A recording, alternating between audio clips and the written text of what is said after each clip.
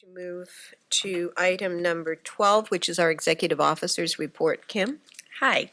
So good morning, everyone, and I'll start with our budget. So we finished fiscal year 17-18, and as you'll recall, our budget was just a little over $12 million. The other challenge with us reporting our year-end data is related to the fiscal data system. It's affecting everybody that's on fiscal. It's a statewide database to improve accounting and budgeting and such. And so I know that DCA has been working directly with the director of fiscal to express our concerns because, we like to know where we're spending. I know I don't have an open-ended checkbook. So, and they've made some inroads. Just this week, I received some numbers from my budget analyst, and they line really well with what we have here in my expense category and report and percentages. So the projections look pretty similar. We're going to revert around $200,000 or just a little over $200,000 this year, so that's good. We have spent about 98% of last year's budget.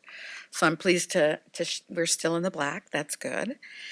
So once we get the final, what they call final month 13 report, I will share it with you so that you know exactly how we ended up last year. But we look like we're going to be fine. Moving forward, our 18-19 budget for the upcoming year is just $11.5 million. I've included both the expenditure logs, the two charts in the packet, one for 17-18, and then the one for 18-19 looks a little thin, primarily because we're still waiting for the numbers. But our budget analyst, that's all she does is watch our numbers and log our expenses and revenues. So I think we're going to be okay. Our general fund loans, the fund condition reflects a $3.3 million loan repayment this year. Assuming that loan payment is made to the board, then the total of the loans that we had outstanding over the years to the general fund will have been paid, and that total was $12.3 million. Our current fund condition is 4.6 months in reserve. And as we heard from Mr. Schick today, he talked a little bit about the pro rata and our expenditures and how that's determined, even with the Department of Real Estate. Our fee audit, I'll discuss that in a little bit later. So are there any questions about our budget? Mm-hmm. So I was looking at the current year budget and then also the last year, and it looks like that the enforcement unit budget, will be reduced a little bit. So any explanation why that? Yes, it does look reduced. However, we have requested, I'm trying to think what I can say publicly. So, yes, it's a nice observation, and yes, I'm addressing it. Okay, So. because I think it goes hand in hand with the amount of the licensees and Yes. And expecting the number of the people the enforcement action needed because of the Yes. increase and so I think and also addressing the time and stuff. So I'm glad it's under your radar. It is very much on. Last year we did a request to augment that budget because we recognized early on we were going to exceed our line item amount that we can spend, and so we got additional monies for the Attorney General's office. We got additional money for the court reporters because in prior years we've never been budgeted for that line item, or it's very little, as well as monies for the Office of Administrative Hearings. So it wouldn't be unreasonable to expect a similar action this year. So it might actually have some budgetary change Yes. down the road. Yeah, we're always looking at it. So will that also increase maybe like the overall budget because of that? Yes. Okay. The bottom line, yes. Okay. Yes. In the past, the budget included some temporary positions. So for this $11.55 million, is it all permanent budgeted for all permanent positions, does not include temporary It's for positions? everything. It's Okay. everything that the board is going to spend on. If you look at our expenditure reports, there is a temp line that we can spend in. There's also what we call blanket positions. So, and that's primarily used to maybe get some limited term staff to maybe address either an emerging need or a workload issue. If it turns out that that workload issue is going to just be ongoing, then it gives us the data that we need to request permanent positions. Good. So you do have some built-in flexibility, Yes. so thank you. Yeah, at the end of the day, so long as I do not exceed the bottom line budget number, we're fine. So you can underspend in one category, overspend in another, but it's what they call a bottom line budget.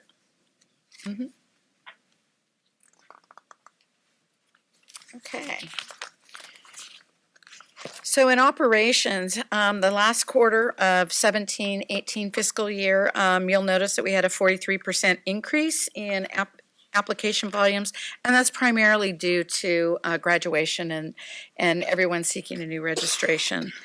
So we pretty much nearly doubled the application volume. So that was not unexpected. I'm happy to report the processing times are still extremely reasonable. I believe they're under 40 days. And again, during the fourth quarter, despite the increased volume, our processing times went down, so that's exciting. We continue to grow in population. We issued over 1,600 new licenses. And our total figures as of September 3rd, 2018, we are just over 114,000 licensees and registrants in total. I'm going to be extremely curious when I go back to, or when I get the information from the Association Work of Social Boards to see if we have surpassed New York in totals. We've been nipping at their heels all year long. In terms of being the state with the number one population of social workers. We already exceed that with MFTs. When I go back next week to the AMFT conference, they ask my population and I put it, 60,000 so, and most of the other states, if they break 5,000, that's good, but most of them are reporting 200, 1,000, 1,500. So we're well represented out here.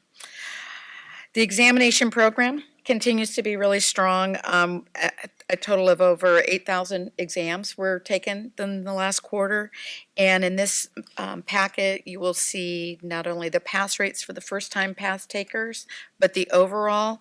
And we've also included the school reports, too. So that gives the schools an idea of how they're doing. We conducted 7 examination development workshops between April and June. So that program continues to be very robust. Administratively, in the fourth quarter, total app volume was about 9,500, an 11% increase over the last quarter. And I'm really happy to report that the online renewal activity is really increasing. We're excited about that. We are looking at ways to promote increased use of online renewal. It's a really great benefit in terms of when you do the renewal process and it's complete online, your expiration date is updated immediately. Typically for licensees who've been licensed with us for a prolonged period of time, they're not able to do that because we might be missing some data, particularly the birth date. And so we are going to make a effort to ask those, I don't know, Steve, do you want to talk about that just a little bit? Yes, that's not going to work. Maybe have to go to the beach. Oh, I can use this. That's fine. Actually, just to build onto that, we are actually to encourage online usage. We are beginning in October. People that have to renew in December will start getting a renewal notice, not a coupon like they usually do, where you have to fill in and send back out. So in realizing that some of the older licensees don't have the date of birth, we are going to be starting to send out and broadcast a way for them to get in contact with us so we can get the date of birth in the system so that they can actually, renew online. We're really trying to push that because we're in the next few months we're going to be adding a lot more transactions or things you can do with Breeze, renewal certifications, hopefully, and what else was there? Certifications, renewals, and exam. The law and ethics exam we're looking at to get that online, and also the retake exam application. So the more people we get online, the not only is, like you said, it's easier, we have less deficiencies in our applications, which is nice. With the renewals, we were experiencing a lot of deficiencies where they forget to check boxes and such on the manual renewals, and so that really holds them up. The other thing too is if you get online, we get your email address, and we can actually start using that for more broadcasts on trying to get in touch with the licensees more. So yeah, they'll be part of the renewal thing. They will get a slip. That's what we're working on now. A slip that will tell them how to get in touch with us with the date of birth. So. And just for feedback on that particular issue, Renew Online, that's it. The nursing board has done that, and they're reporting a really high success rate and not a lot of resistance. So it's sort of the way of, if we want to go green, this is a nice way to do it. And it's beneficial not only to the licensee, because it can't renew without everything being taken care of up front, and it's beneficial for staff because they don't have to follow up on the deficiencies. So I'm really looking forward to that. Thanks, Steve. Our enforcement program continues to be robust. We received 433 consumer complaints and 309 reports of criminal convictions and/or arrests. We closed 730 cases. 44 of those cases were referred to the Attorney General's office for formal discipline. In the last quarter, we filed 47 accusations and 19 statement of issues, and the number of final citations that we issued in the fourth quarter was 107. I'm really pleased to report that the processing times overall are decreasing, at least this quarter. For formal discipline, it was 562 days. The year-to-date average is 704 days, but the 562 days represents a significant downward trend, and I'm pleased to see that. The average number of days with a case is with the Attorney General's office in the fourth quarter went down to 348 days, so just under a year. Previously, I think we've reported it that it's been as high as a year and a half. The year-to-date average is 460 days, and so that's encouraging to see that start to move down. And overall, when you combine all the cases that we have to close beginning to end, it's 75 days in the fourth quarter, and our year-to-date is 118. So we're moving in the right direction. CE audits. In your packet, you'll see the results. We've been auditing for the results from January through the mid-August. We audited a total of 394 licensees, and the overall rate of that individuals didn't pass the CE audit still remains at 29%. Again, it's the same issues that keep cropping up. Failure to take the required law and ethics, first-time renewal requirements are not complete, or they're taking continuing education from an unapproved provider. This is concerning because we've published, we've been out there.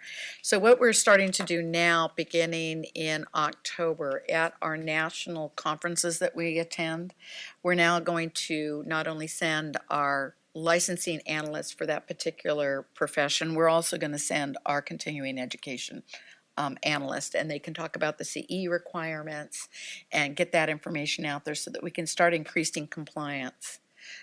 In particular, I will be attending the National Association of School Psychologists Conference in November. There's a segment in that conference that speaks to licensed educational psychologists, and I'll be doing a CE presentation with them to get the word out. So I'm hoping that a lot of that change in our outreach presence is going to help improve compliance. Outreach activity from the last meeting May until the end of August, a little bit light, mostly consortium meetings. So we still continue to do that. The feedback is very positive. Next week, I will be was approved to attend the National Board of Certified Counselors Annual Conference. We're in closed session. I'll hear about the performance of the national exam. And then I'll be going back to the Association of Marriage and Family Regulatory Boards. In both conferences, I'll be promoting our license portability framework.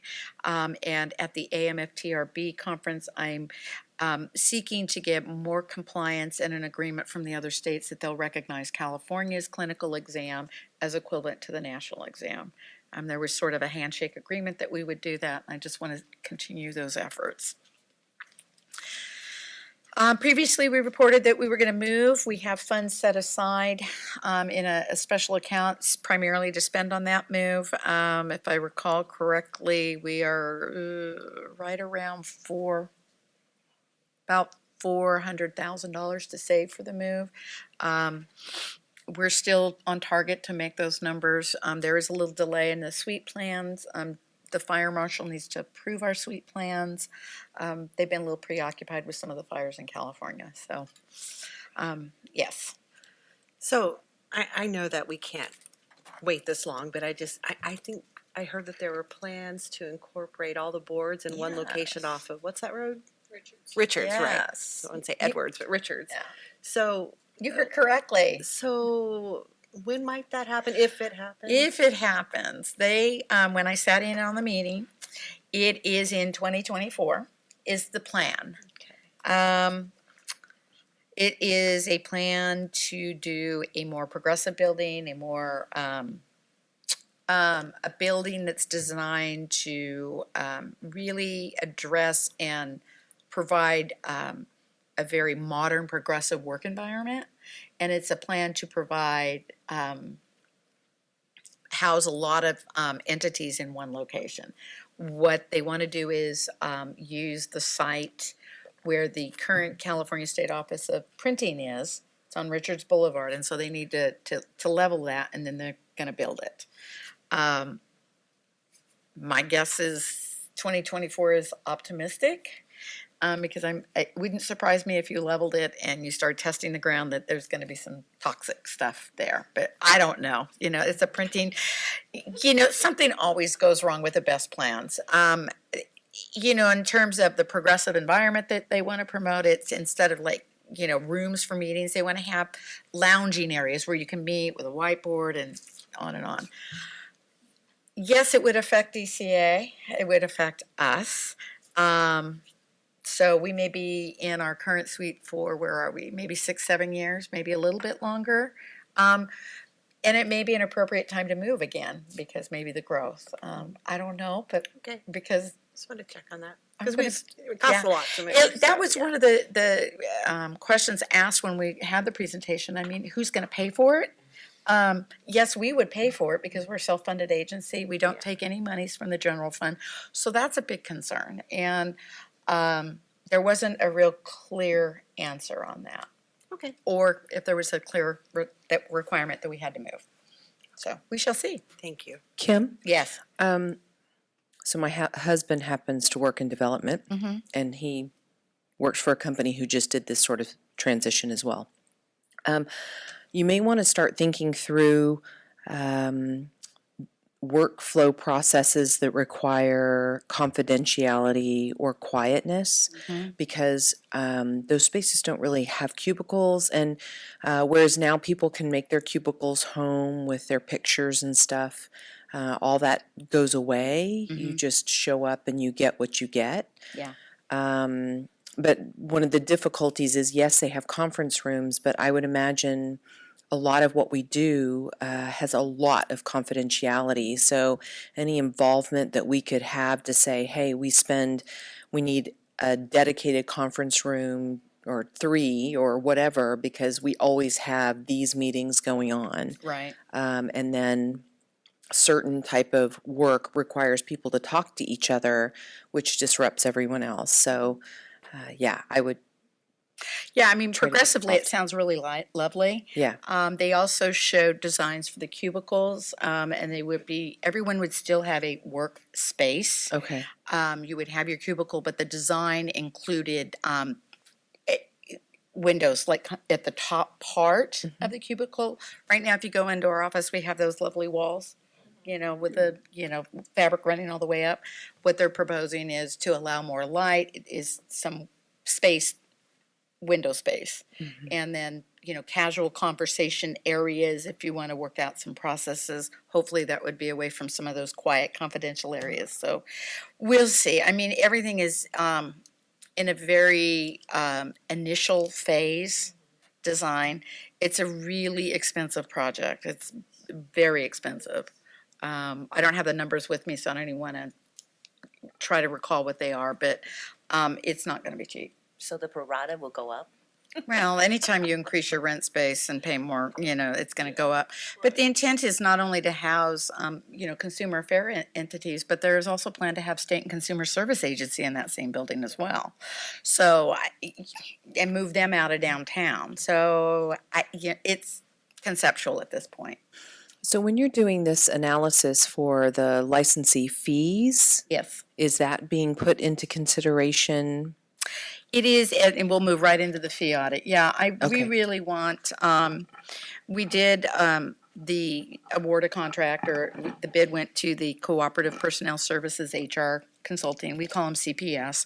And so they're going to conduct the fee audit. They've done several fee audits for various Sorry. departments. I just think Child Protective Services every Yeah. time Oh, you I'm say sorry. that, yeah. Okay, so CPS HR. Yeah, no, not them. The contract, the cost for the audit will not exceed $43,000. And it's going to be a comprehensive review of everything that we do, looking at the fees, how they align to our services now, as well as the future, because we have some personnel that we want to add moving forward, as well as I know that our budget and our location is probably going to shift and change. So we've asked them to not only what are we doing now, what's that going to look like in 5 years, 10 years, sort of forecasting everything. Right. So we expect, we met with CPS HR at the end of August, and we discussed the project, and they identified specific data that they want from us. We've been in the process of giving that data to them. I believe in the next couple of weeks, they will have meetings with the managers to talk about the processes within their particular units. And so we had the kickoff meeting, we're moving forward, and they expect this audit and a report to be completed sometime in February. And once it's completed, we'll bring it forward and we'll see what happens. I would not be surprised to see fees adjust. Kim, Yes, can I? please. When was the last time we did this? Because for fee some audit? reason, I thought it was recent as man, well. I no, don't know. not for a fee audit.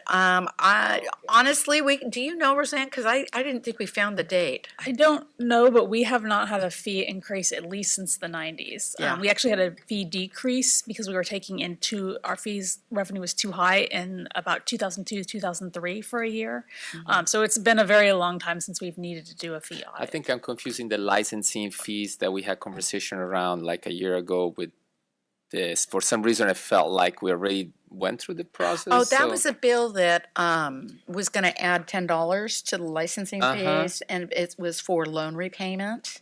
Okay. And so we talked about that. Okay. And then there were several other bills that we talked about. There were a couple more this A couple year. more this year that we expressed some concerns because I knew this was coming. Right. And I really don't want it to feel overly burdensome to the licensees. Right. Of course. Yeah. All right. Thank you. Okay. So operationally, are there any questions? One more question about the fee audit thing. So are we going to look at doing more parity across the professions? Because obviously with LPCC being the most recent, it was brought on at a higher fee. Yeah. Yeah, so those they're out of proportion, I guess, and Yeah, they are. And what we've asked them to do is a holistic look. So it makes sense that everyone pays the same. Possibly. I don't know Possibly. what the recommendations are gonna be. Oh, okay. I really don't. But it's Um, being evaluated. It is always being evaluated. Okay. They have the information about what LPCCs are paying, Mm-hmm. as well as social workers, as well as marriage and family therapists, and do those, you know, There's How so does that many work? MFTs, even a tiny bump would just make a huge difference. wouldn't it? So, I don't know. So, yeah, so, because I know that we've heard about, gosh, LPCCs are paying so much. I will tell, in terms of looking at their applications, it's really complex. Yeah, it's Far more more work for than them. some of the other professions, and so we shall see. Thank you. The difference, education, it's core content. Yeah. So my question was going to be, are we looking at other license types outside of our board? But it doesn't sound like that's possibly relevant because our evaluation process is so different from other license types. Right, and I would say that when your fees, whatever you take in should support Yeah. all the work and the activity that you're doing. So, I think psychologists have a large, they pay a large fee. It's several $100s. Yeah. I don't know off the top of my head. I want to say between $600 and $800. Yeah, I mean, it's a high. little pricey. Yeah. Little pricey. So we're not anywhere close to that. Nowhere close. So, yeah, I mean, the intent is to have that balance between the work that we do, having sufficient monies to do it, accommodate growth, but not be, again, overly burdensome on the licensees. Yeah. Thank you. So, okay. All righty, so that's operations, and the next part of that is personnel. Boy, we have had a lot of coming and going. So we hired 2 new individuals. John Hicks joins the board to provide a lot of support to the licensing unit. He began with us on June 8th. Previously, he was a seasonal clerk with us, and we were impressed with his work ethic, and so we had an opportunity to afford him a permanent position, so we're excited about that. Currently, it's limited term, but his work is invaluable to keeping the file room orderly. As I mentioned earlier, we added a new manager to our enforcement unit. We now have 3 managers. John Burke is our new probation and discipline unit manager. I cannot begin to tell you the relief we have in enforcement. Pearl Yu, who I think many of you know, had just at one point managed everybody that was in that unit. And then we added the position that Marlon McManus is in. And even with that addition, it still was a large task. And probation really needed a dedicated individual to provide some oversight, direction, guidance, just to ensure that we were doing things correctly, properly, and timely. And so I'm really pleased to have Jonathan on board, and really happy to have that unit fully staffed and with the appropriate supervision. We've had a couple of people depart for promotions at other agencies. If I don't have it, I can't keep them. So we wish them well. Kimberly Brady worked in the licensing unit, and she took a position at Public Health. And Angel Quintero worked in our cashiering unit, and he took a position with the RN board. So he's still in the DCA family, but not with us directly. And call me silly, but retirement fever has hit our office. Sandra Wright is retiring at the end of this month. Sandy has worked with the board for, 19 years. In just about every unit in the board office. She was in exams for a long time, enforcement for a long time. Debbie Fluellen, who started and ended her 20-plus year with the board as a marriage and family therapist evaluator, decided it was time to hang up her shingles, so she's gone. And then Gina Bayless was our exam manager, and she retired. I know. Yeah, well, sometimes retirement, her husband retired, so I can hardly blame her. So as a result of all those comings and goings, we have a total of 6 vacancies. There are a few that I'm opting not to fill right now, primarily because I don't have a space to put them. So we're waiting to move into the new suite, and I'll fill those. But we have everything covered. People are doing, managers, Steve, and then another manager they're managing the exam cashiering unit, and we have not really lost a step in that unit. So we're doing well. So that is personnel, busy. Strategic plan, this is really the first status report of the new plan. The statuses are provided for your review, and we continue to make progress on the tasks before us. Just a quick question. In the past, the format was, had an additional column that said when we were going to work on it. Can we add that column back for We the next can. time? Steve and I have been meaning, we haven't set them, quite frankly. Okay, that's a we've good been reason not to meaning- have them. I mean, it's nice to have a due date. Yes, it is, because it sort of motivates you sometimes. But we have been intending to do that and just haven't. Yeah. So we'll try to get that for the next one by February. Thank you. Okay. Thank you, Kim. You're welcome. And Any other questions for Kim before we move on? Okay, so we have Dr. Steven Frankel with us. Dr. Frankel is going to give us a presentation, and we'll follow that with some discussion regarding an alternative option to license surrender in disciplinary cases involving neurocognitive degenerative disorders. Welcome, Dr. Frankel. Thank you very much. Thank you all very much, and especially Kim Madsen for helping coordinate this. Appreciate it very much. Let me begin by telling you how this issue found me. I was definitely not looking for it. About almost 10 years ago, I saw the first case. What I should tell you, those of you who don't know me, I'm an MFT and a psychologist since 1970, and I'm an attorney since 1997. And my primary function as an attorney is board defense. So I represent the colleagues that are looking at issues with the licensing boards. And the cases I've seen that I want to talk about are cases involving those kinds of involvements of mine. So the first case was about 10 years ago, during a period of time when the nation was facing economic problems which bore on this issue. So what happened was I got a call from a colleague's office. This is a board of psychology case, and he was a very, very senior colleague, and he was very distinguished. He had had a career involving working out new programs and testing the new programs for treatment of incarcerated sex abusers. Had a great history and all that kind of stuff. One of them challenged him and filed a board complaint against him. And he was concerned about how that was going to go. So I got the call, and I went and I met with him in his office with his assistant, who is a nurse practitioner who then went back to training as an MFT. And so I met with both of them, and they told me about the case, and they told me about the person who made the complaint. I reviewed it.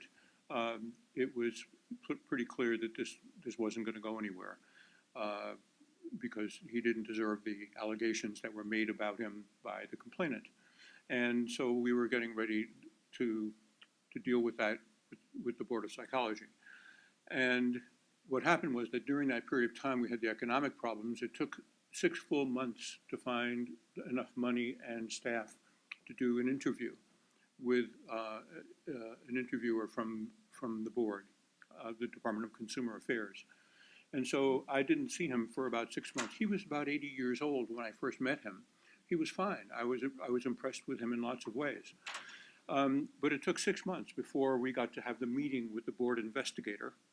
And I called to make sure that we were all going to be at the same place at the same time. We show up and we sit down, and the investigator turns on the mic, and we all introduce ourselves.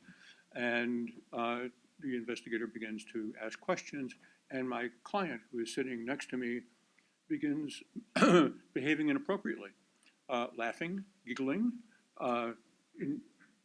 offering thoughts about random issues, just all over the place. And we took a little break, and I said, "Are you okay?" And he said, "Oh, I'm fine, can't you tell?" And we went back in and sat down, and he sort of made it through the rest of the interview, which was all recorded, but he was flagrantly impaired. At the end of the interview, I breathed a sigh of relief that we got through it. I spoke to his assistant, who said, "I think he's getting demented." And I said, we'll deal with that when we have to. So on my way back to my office from that meeting, my phone rings. It's the investigator who says, "We need to talk about what we can do about your client." And so I switched into lawyer mode, and I said, "What do you mean, what are we going to do about my client?" And they said, "Look, you heard it, you saw it, it's a big problem." And I said, "I understand." So I said, "What if he wants to retire?" Because one of the things I talked about with him was he's 80 years old plus, and it's time to think about retirement. And he said he would think about that was a reasonable idea. He was thinking about it off and on. And so I called, when I spoke to the investigator, he said, "If you want to negotiate something about retiring a license, talk to the Deputy Attorney General, who is on this case. He will be the one who will advise you as to what has to happen if we can do that." I said, "Fine." So I talked to my client and said, "I have an opportunity to talk to the DAG on the case and to see if we can work out a way for you to retire. You've been talking about it. How about that?" He said, "Okay." So I talked to the Deputy Attorney General, and he says, "It's great if your client wants to retire, because then I don't have to say all the worst things about him in the accusation." And I said, "Great." So then I call my client and I say, "They'll accept your license, and you can actually go ahead and retire, and that'll be that." And he said, "Well, there's one more thing you can do for me." And I said, "What's that?" He said, "Get me a much more aggressive attorney." And I said, "Okay." So I contacted the most aggressive attorney in all of administrative law. All of the attorneys know him. And nothing happened that was different than what was going to happen anyway. They disciplined him and actually revoked his license. The second case was about 4 years ago, and it involved a senior colleague of ours, a woman who at the time was 74. She had had a sterling career, mostly doing trauma treatment with military and police survivors of trauma. She had a great reputation. She really knew how to do it. Things were going well. And then she called me because she got a board complaint. And I sat down with her and went through what the board complaint was about. And what the board complaint was about was a host of horribles. She had been found to be improperly billing insurance companies for sessions that never took place. She wound up having times where she was late for meeting with clients and showed up and was, shall we say, disorganized. She was also sharing information about clients with other clients, talking about who she sees, what they're dealing with, how they're struggling with it, and not showing up for certain meetings, showing up for certain meetings. I mean, just losing it. So I meet with her, and she has clearly got a dementive disorder. She's degenerating. And so I got her to agree to take a formal neurologic examination to demonstrate that she had this disorder. She did take it. The examination was positive. She had dementia. And we had it written down black and white, submitted it to the board. And basically what happened was that she surrendered her license, and they took it as a license surrender. But the accusation that appears on the board's website is horrifying, because it goes through gory, ghastly detail of all these bizarre things that she was doing and saying and all that kind of stuff. And she surrendered her license, and then she's moved to Arizona, where she and her husband are in retirement. but she's still increasingly demented because she calls me every once in a while and blithers on the phone. I became concerned about the issue of dementia and related disorders among our colleagues. And because I'm on the faculty at USC, I used to be the department chairman for clinical psychology at USC. One of my colleagues there is a geropsychologist. She is a very, very senior geriatric psychologist specialized in this kind of work. Her name is Margaret Gatz. And so I've been talking with her about what does the field of dementia studies tell us about what the risks are, what factors are involved with the risks, how much of this are we going to see. The baby boomers are now maturing. They're coming into that period of time where this stuff is increasingly relevant. And Margie tells me that, here are the data. 1 in 5 in the general population, not among the educated population, but among the general population, 1 in 5 women will get demented, and 1 in 10 men will get demented. Those statistics are a little bit less critical for all of us, because people who get educated and who do a lot of reading and studying and engaging and learning, they have less problems with dementia than people who don't. The problem is that among our colleagues, most of us tend to practice and not stop practicing, even though we're aging. We continue to practice because we like it, and it isn't terribly stressful, and it's enjoyable, and we make connections, and we continue to practice beyond the 60s.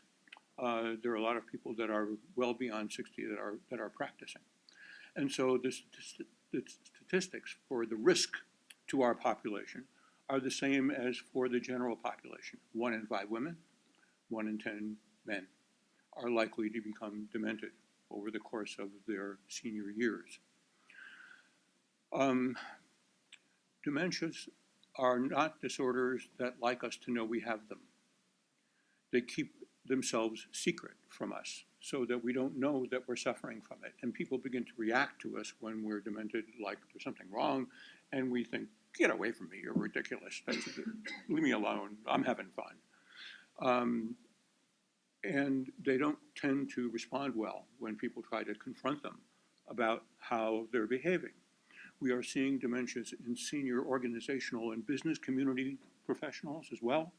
A lot of training programs that have senior colleagues that are in charge of the program, they are in the range where these disorders are emerging.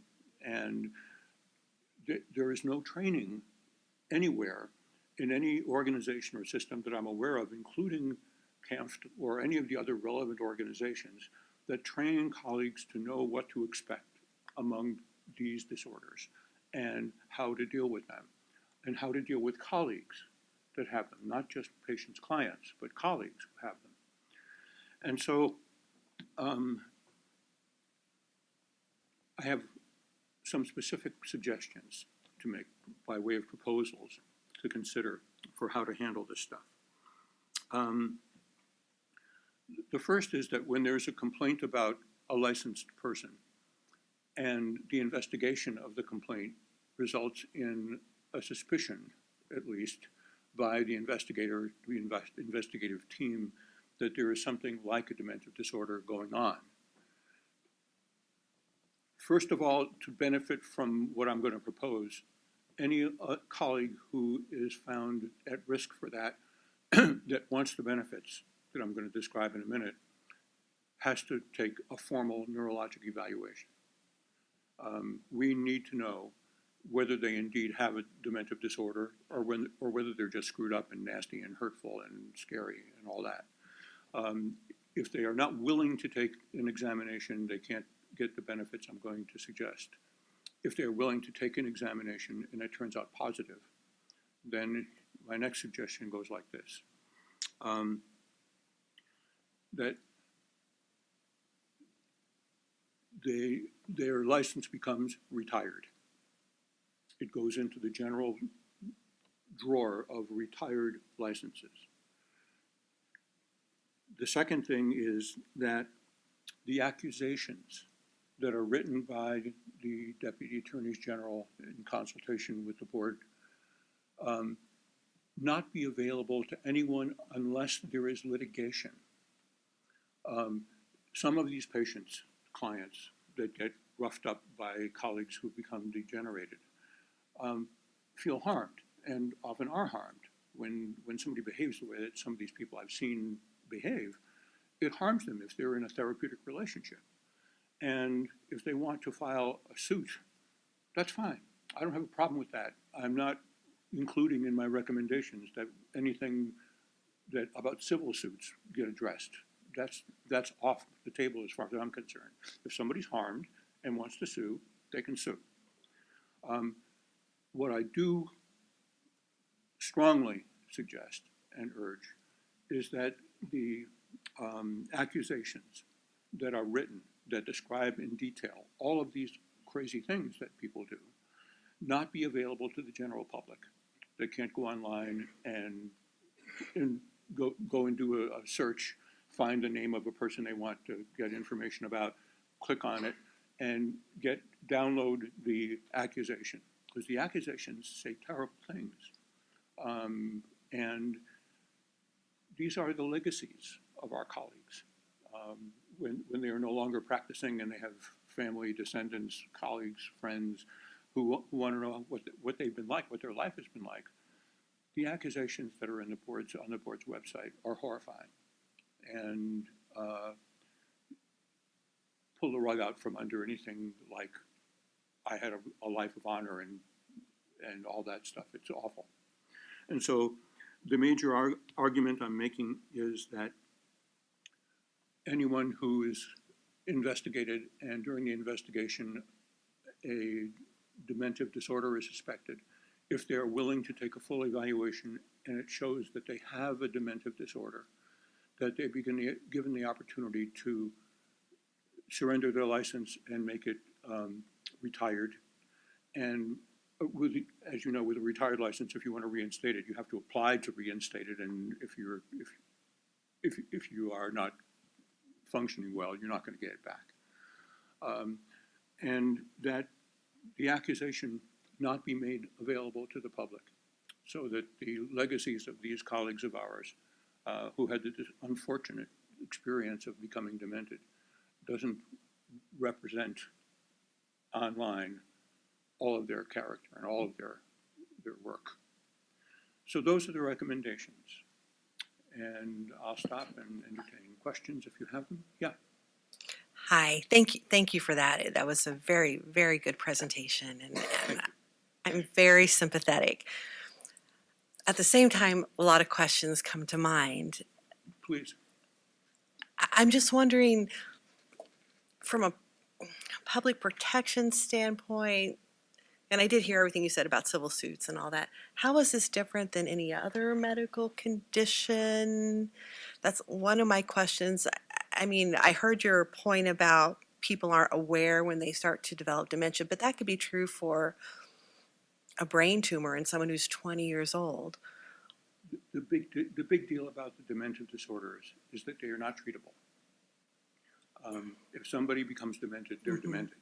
Right. And there's nothing that's going to make that better. Right. That they're capable of doing when their symptoms are that pronounced.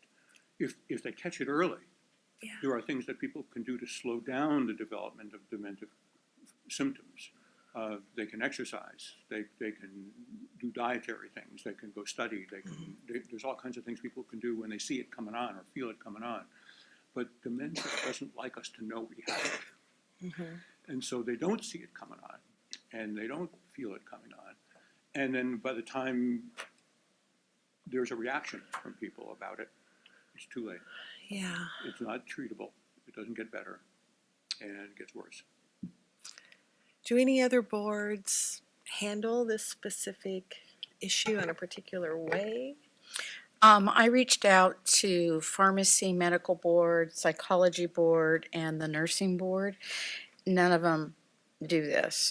Two of the boards do not have a retired license status, so that's problematic, number one. The other two, but they all agreed that once an accusation is filed, it's got to stay there. And I think as in part of the discussion in the memo that for this topic, I talked about the perception if we initiate what Dr. Frankel is asking, where we offer a retired license, it could be perceived as avoiding discipline in lieu of discipline. Historically, when boards have done that, it's led to some severe consequences. Years ago, we had pharmacists or medical doctors that might be under the influence during work. And so sometimes the option was you could go to a recovery program in lieu of discipline. And the problem with that being is that none of that was ever made public. It wasn't transparent. The public didn't know. They were still allowed to practice. And so that came under some heavy scrutiny, and consequently we ended up with the uniform standards.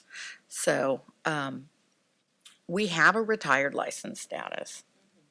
So if that particular issue is made known to us before we receive a complaint, or then the licensee certainly can apply for that particular license status. So I think it's a really it's a very pertinent issue, especially with the population getting older, and I think for dementia, or the neurocognitive degenerative disorder, the very difference is that it's irreversible. Right. So Exactly. so it's not something that is treatable. It's not curable. So so I'm actually thinking that I think I really want to attend to that issue also, and how we can actually be able to let those licensees know that it is time to retire. So I'm thinking about it's about the timing, So if when it comes to the board, normally go through the internal investigation process first, and so I think the education for the staff to kind of start recognizing, for one, it's about the age. You're not going to have a 20 years old come in with a dementia. It's really about a certain age group, and then. Entirely true. You can have young people. You can, okay. So, I think, but what Dr. Frankel was, mostly referring to are the older, are the older For the most population. part, it is. Yeah, for the most part. Yeah, so, so my apology for, but then I think the most important thing is that, if it's about, the whole, through the, our internal investigation process, the staff know a little bit more about the symptoms, about, the information, and maybe even internally, have, suggest them, can you, But yeah, so, and the challenge is, the staff doesn't have the expertise to say, oh, that might be dementia. right, The other part of the problem is that once we get a complaint, we have to do something with it. We either investigate, we determine it's not within our jurisdiction, so we close it. If the investigation reveals a violation of law, then we're obligated to do something with that information. So so while it's in that investigative process, I can't offer a retired status because the law does prevent that right now, any more than, gosh, I want to surrender my license. It has to go through the due process, discipline. So what I'm trying to, I guess, not express very well, but our hands kind of get tied once we have a complaint. I was thinking kind of on a different path, because I know we have to go through that whole process. And I think the piece that's most humiliating are the details of the accusation. Mm-hmm. So is it impossible to conceive of when you get to the other end and they choose to retire their license if they take that path, that the accusation could simply say symptoms related to dementia or something like that, so that the minute details of the humiliating pieces don't have to be published, to everyone. So and I mean, would that be a compromise? No, I think we're gonna have a hard time doing that. How honestly, come? because, well, they can't retire the license under that. They can either voluntarily surrender or they can agree to revocation. Those are the okay, so let's say they options. voluntarily surrender.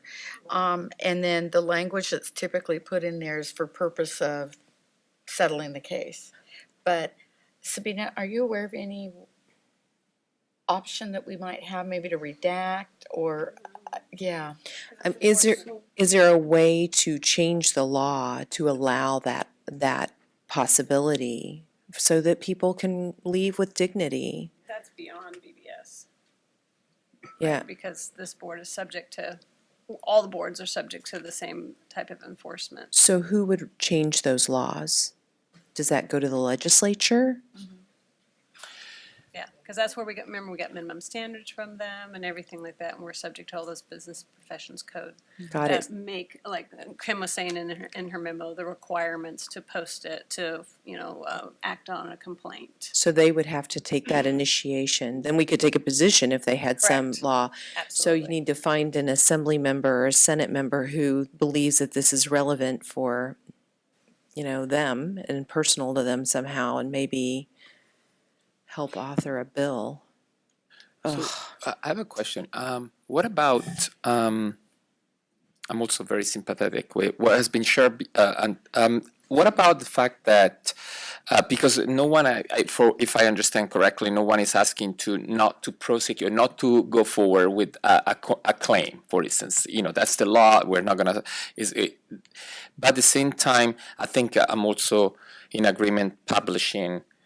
It's not just about the exposure of the client, but also usually folks they're diagnosed with dementia are also very vulnerable. There is an element of safety with the public. I mean, these are people who usually get targeted for scams and money things. I mean, everything that's out there, and now there is a person whether it's clearly identifiable, it becomes an element of safety.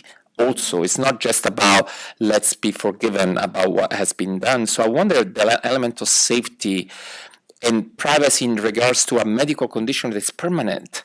So I wonder, I don't know, for instance, now I can think about other situations like you were bringing up. Let's say there is I don't know even how the circumstances could be. If someone has a status of being HIV positive, all of a sudden it's disclosed because during the therapeutic session something happened. I don't know.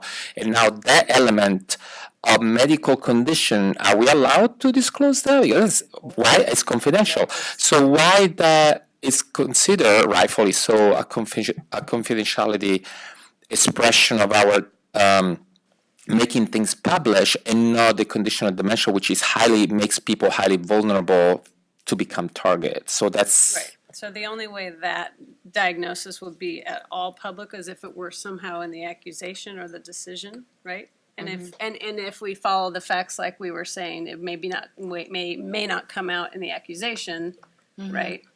So that wouldn't be an issue of any kind of diagnosis in the accusation, because that's probably not coming out at that point. Does that make sense? yeah. I'm trying to think If it about. somehow comes out in the investigation or something like that, that's it. But it's not going to be. There's no medical diagnosis in that Right. accusation itself. Right. So I wonder if this becomes, like you were saying, I'm sorry, Madam Chair. So if this is becoming an issue of creating a legislative effort that empowers us to do so, right? To create the conditions for a possible retirement with certain conditions, or maybe not even the retirement, just the not publishing of the element that is going to expose the individual from being targeted. Well, Because, actually, I think probably the way it looks now is if dementia isn't written in the accusation, which often it's not, that what you see are the list of behaviors that led to the accusation, which in some ways, then that's another set of problems, right? So yeah, maybe saying dementia isn't a good term to use. There needs to be something that shows there's an accusation for public protection.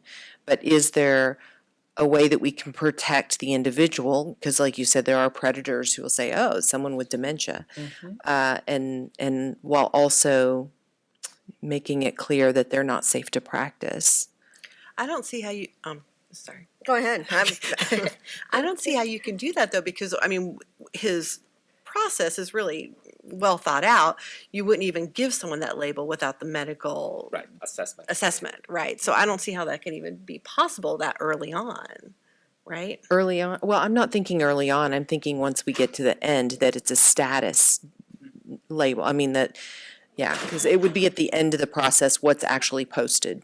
So if someone is filing a complaint, it comes through the staff and the board, and then there is an assessment of a diagnosis, and now we know it's officially assessed, so it's not perception, it's not, then at that point there is a special, it goes into a specific treatment because of that. That could be an option, for instance, because now we know that the conditions of that claim were strictly related to a diagnosed. Right. But that's what that's- he's asking for, and she's saying we That can't we do No, can't, I know. no, the board Oh. can't do that. So let's let Right. Sabina So respond, we and don't then have we that had, power, it just looks like that. and then we had Gabriel had a comment, and then Peter. So let's Sabina.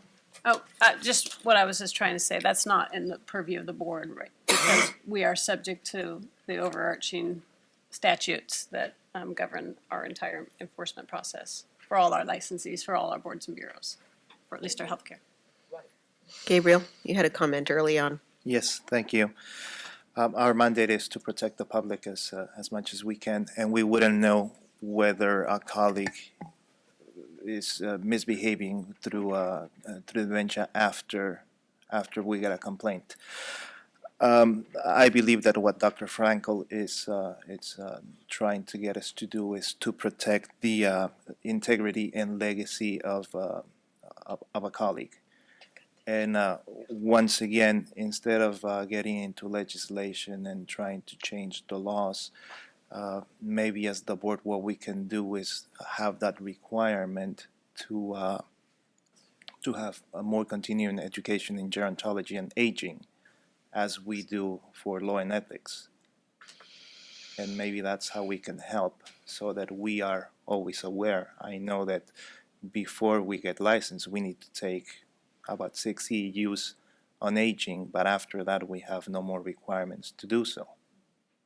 The population, yes, is aging, and we could all get dementia eventually. So maybe we become more aware ourselves, because ultimately it's going to be our responsibility as providers to say that we need to retire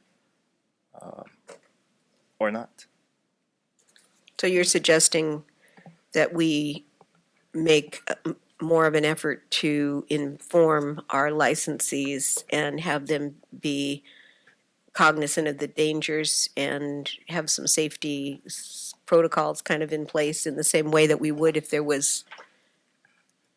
My suggestion is to maybe have a requirement of continuing education and Continuing education. Okay, thanks. Because they get it initially. Right. Peter? Yeah, I'm most sympathetic, but as it is now, I don't think the board could adopt your proposal because the current law. I'm a physician. This is a big problem for physicians too. And how are you going to tell your colleague, like you shouldn't be practicing? So I like Gabriel's idea that we should think more about that. The problem is not so much how we're going to help out our colleague, and so they would preserve their reputation and legacy. I think the problem is people practice when they should not have been practicing. Yeah, so I think we should more address that part of the equation, because we cannot deny the fact that someone committed all those things and we try not to make it public. It doesn't seem right to me. Someone with a driver's license, they wrecked a car due to dementia, and we don't just take away the license and not telling anybody that they killed 3 people or whatever. I mean, the harm is done. It is their action, it's their act, and I don't think we should hide it just because to protect their reputation. They shouldn't have been practicing to begin with. If they had the capacity to be reflective, self-reflective about whether they should continue to practice given that they are having certain symptoms and reactions to them, I would be in agreement. The problem is they don't.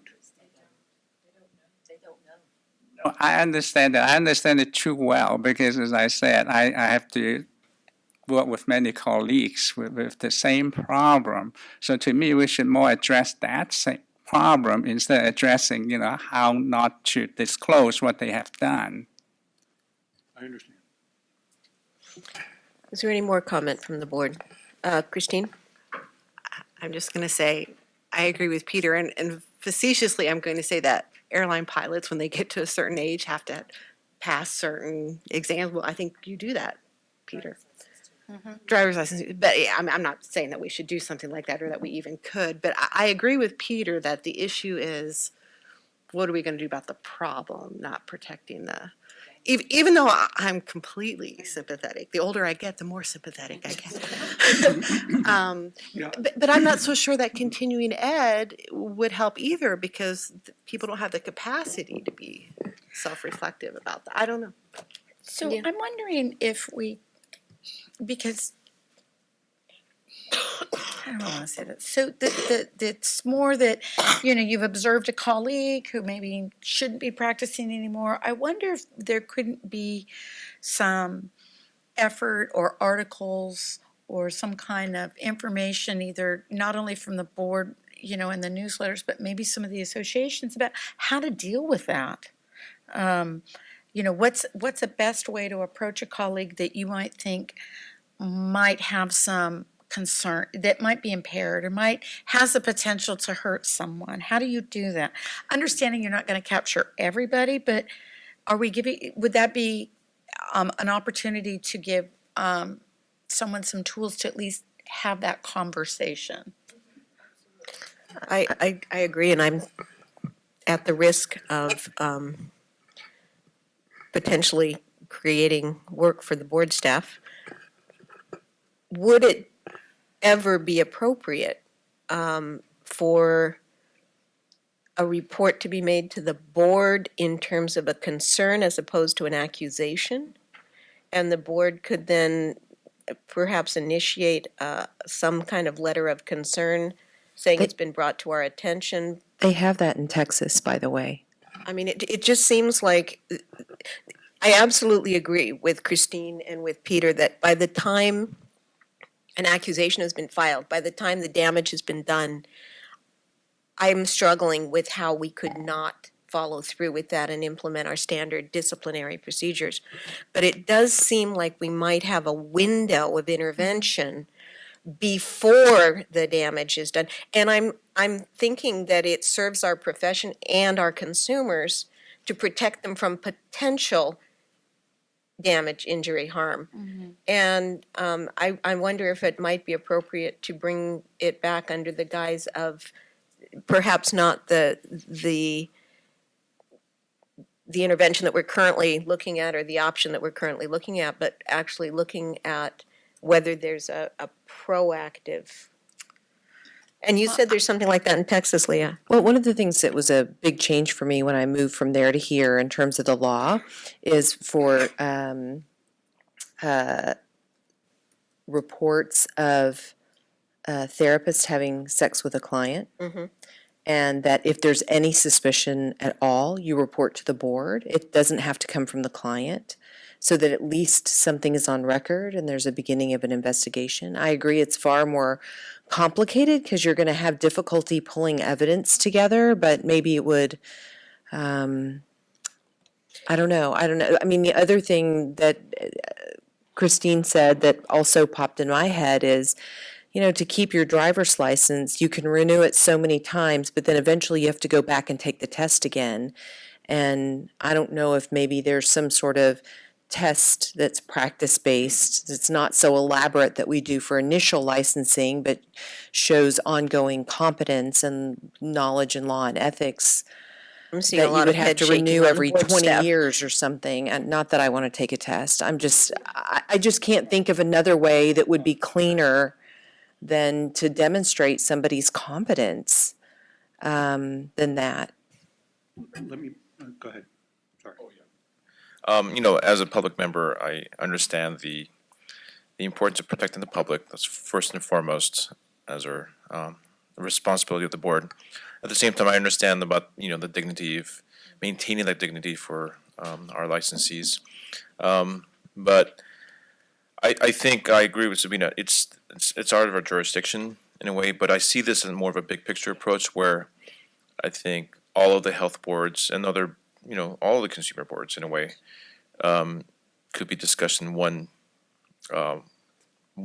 big room, so to speak, instead of individual boards. I know you've talked to different other boards too. So, and also, I also believe in public-private partnerships, getting the associations that are all, representing all of the licensees.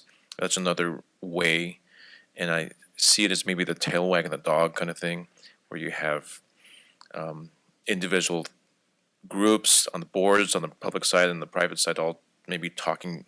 They may be talking about it on the private side. There's murmurs of it, but maybe this is a cause of action that that's already started, and we're just part of the process now.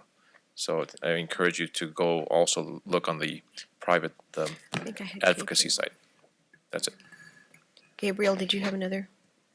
No, just a brief comment that it is already our ethical responsibility to address any concerns with colleagues if we do see them. But just with them. Just with them, yes.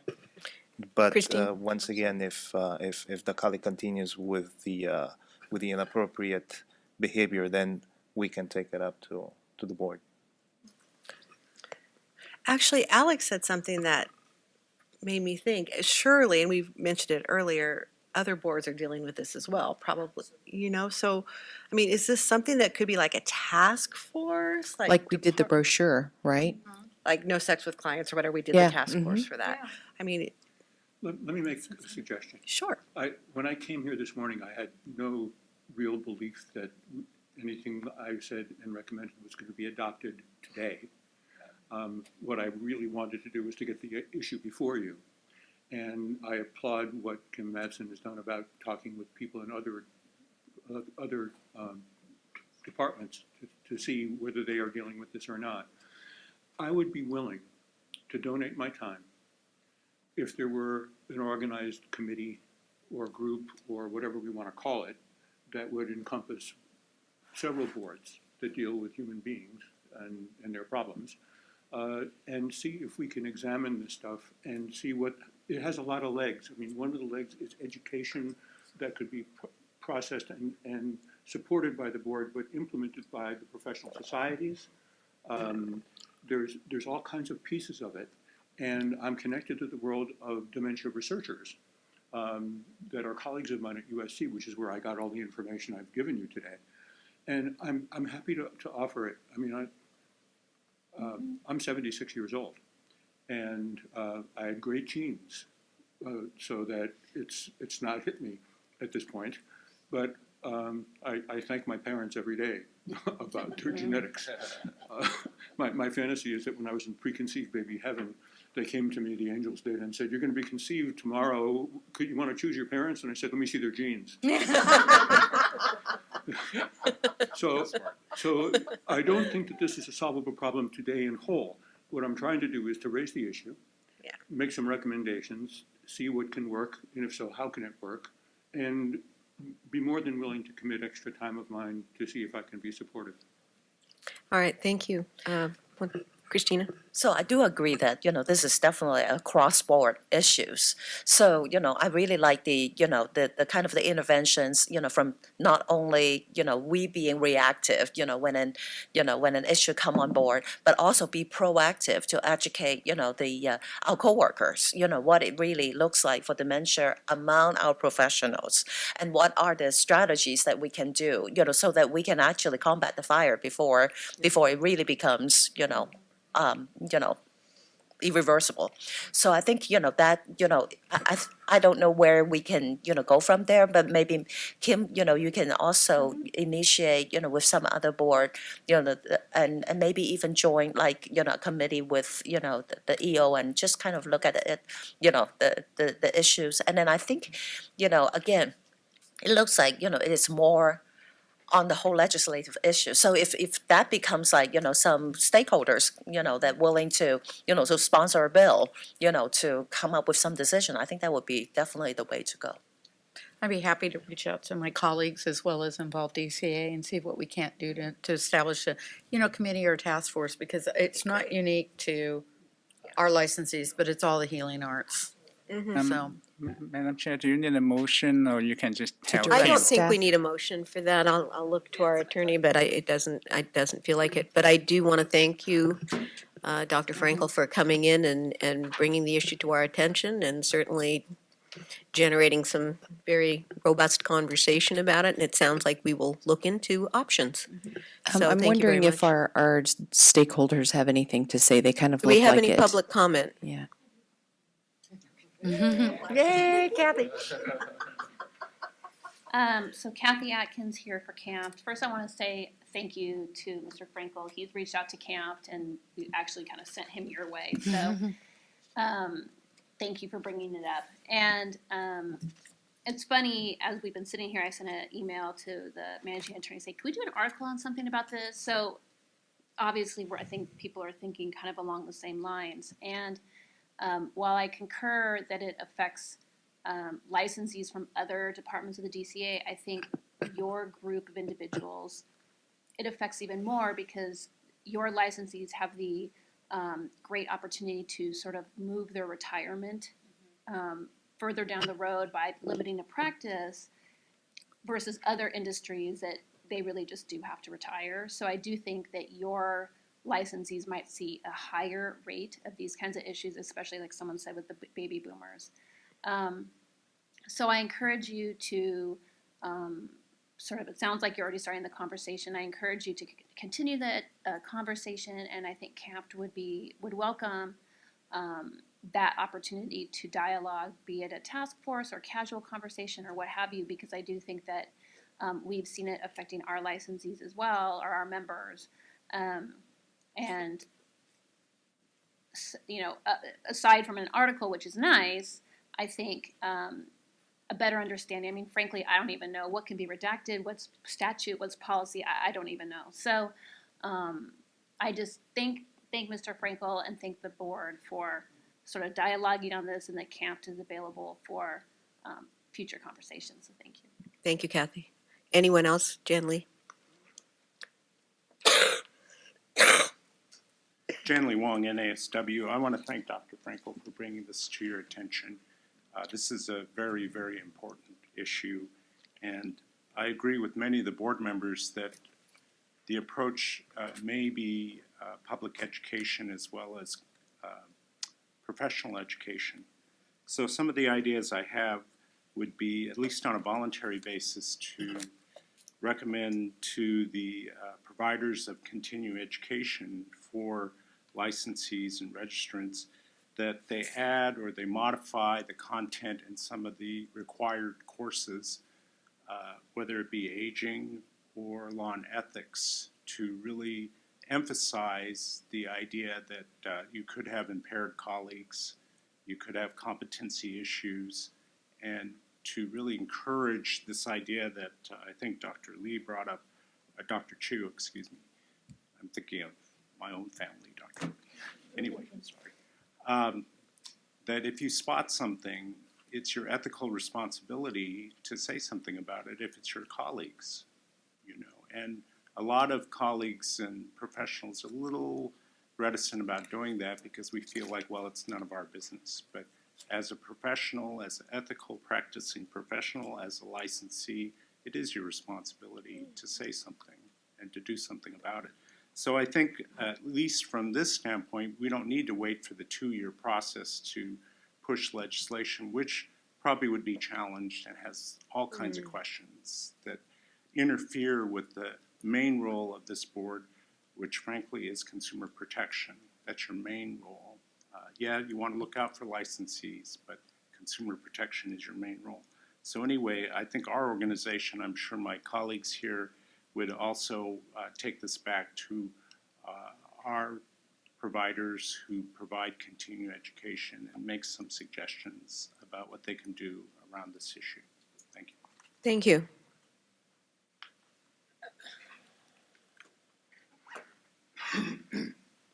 Hello, Board. I'm not with an organization, nor am I one of the licensees. I'm just that public that sometimes is mentioned. I like the doctor's comments, public and education on the public and the licensee side. I also think task force, I'm not actually sure who actually gets together in this large area, but sometimes specialized task force that can be put together very quickly and expediently and tackle an issue and then create the sort of a tight feedback loop. Because the tighter you have the feedback, the quicker you can make these small incremental changes that'll get you to where you're going.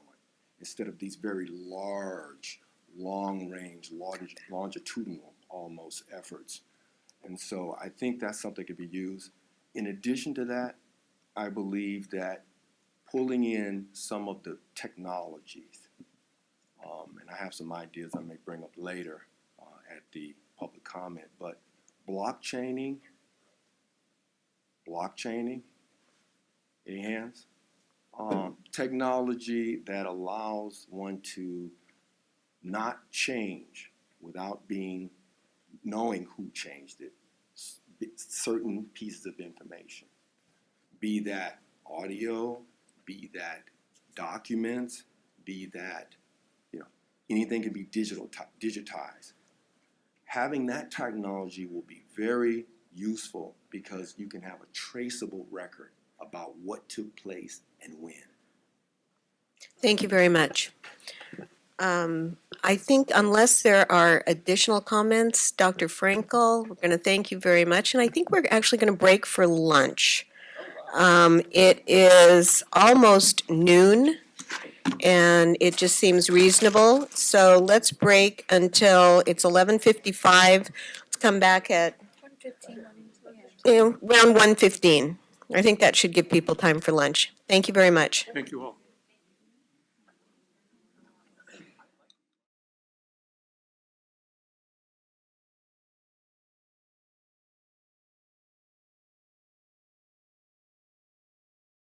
Out of order.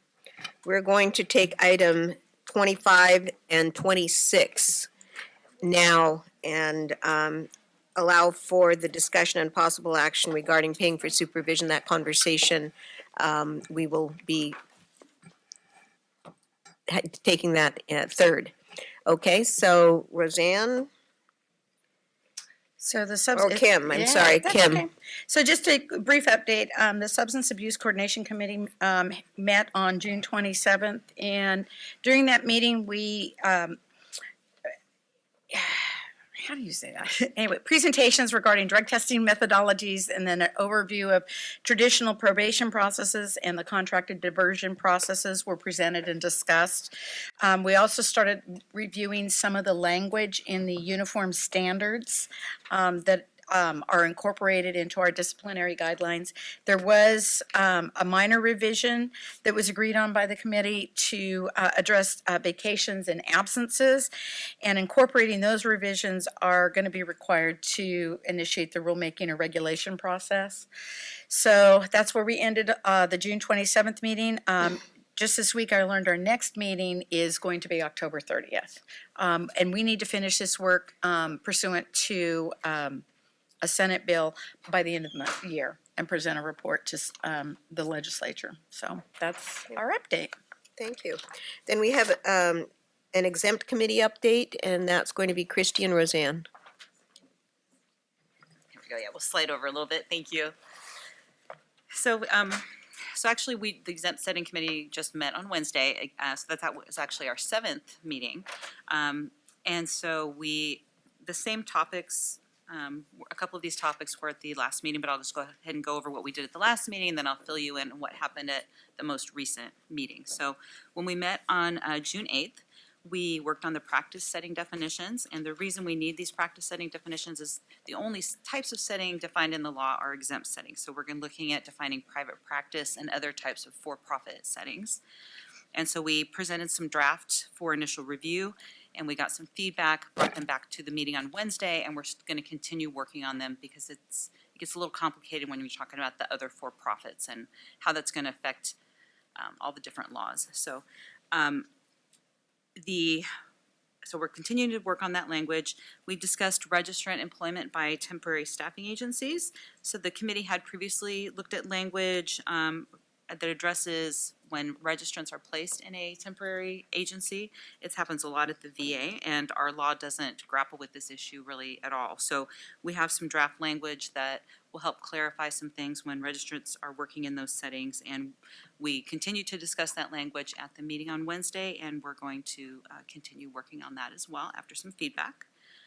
And those two items, what we're going to do is bring those to the Policy and Advocacy Committee, the next draft of that language. So the exempt setting committee is done, and so we'll continue working on it through P&A. And since we're talking about the prior meeting in June, the other thing that we did in June was talking about some ways that we can better inform consumers who are being seen in an exempt setting by an unlicensed therapist, because it could be somebody who's not pursuing licensure. And so how do we better protect those consumers and, make them aware of what they can do if there's a problem, because they can't come to the board because it's an exempt setting. There's not much we can do. So we're going to be doing some consumer outreach in that area. And then also some of what we're grappling with is student placements. So when you're in your degree program, you might be placed in an exempt setting or another type of setting, and what do they do when they're not sure what setting, or if they're having problems in the practicum setting? So we're going to look at maybe revamping. We used to have a student handbook. We're looking at maybe bringing that back to give them some information to go by, and also to keep them informed about licensure requirements, because when you're in school, it's good to have that foundation for what's going to be coming. So that was that. So, Christy, I want to take this opportunity to thank you for just the extensive work, just really thorough and amazing information that you've brought to the committee to allow us to move forward on this issue. So thank you for that. Thank you so much. Okay. So can I also have another, big thank you for the board members who participated in the exam setting committee, and that's Betty, yourself, and Deborah Brown, and also Patricia Lock-Dawson. And so, yeah, and myself. So. And thank you, Christina, for chairing. Yep, thank you. So that committee is officially ended, and it's moving on to other avenues. So we're going to loop back now. We're going to move to this. Okay. We are going to welcome our presenters from OSHPAD. And are you ladies ready? Okay. Wonderful. I want to thank you for coming. Yes. And they're going to fill us in on the licensed mental health services provider education program. So please introduce yourself, because I didn't catch your name on the way in. Thank you. All right, I guess we'll be moving, folks, if you want to see the screen.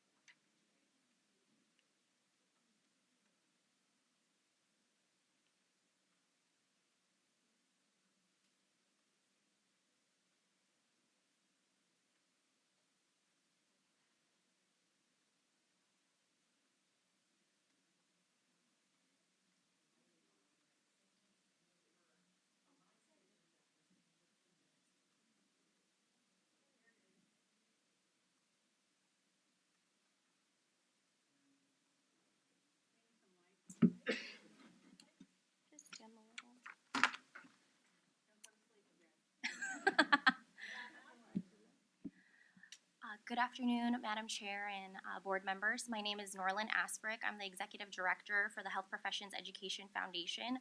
To give you just some background on the Health Professions Education Foundation, we are a 501c3 nonprofit that's housed within the Office of Statewide Health Planning and Development. We were statutorily created in 1987. Our mission is to improve access to quality health care through our financial incentive awards. Our financial incentive awards are in the form of scholarships and loan repayment for aspiring students and practicing health professionals that are practicing in underserved areas of California. For purposes of today's presentation, I'm going to provide an overview and background on our licensed mental health services provider education program, also known as LMH. This program was statutorily created in 2003. And the purpose of this program is to increase cultural and linguistic competency of mental health providers that are working in mental health shortage areas in the state of California. This program awards up to $15,000 in loan repayment, and awards can be provided to a recipient 3 times. The eligibility criteria includes a commitment of up to 2 years in a medically underserved area of the state. So they would be providing direct client care for up to 32 hours or more per week. In addition to that, they must provide proof of educational debt from a lending institution. And lastly, they need to be free from any other service obligation. So if they have a service obligation with a federal program or another obligation from a other state loan repayment program, then they wouldn't be eligible to apply. Of the eligible professions, those are professions that are licensed by the Board of Behavioral Sciences, which include marriage and family therapists, social workers, and a new profession that we just added as of last year is licensed professional clinical counselors. In addition to those, we also provide awards to those that are regulated by the Board of Psychology, and those include psychologists, psychological assistants, and psychological trainees.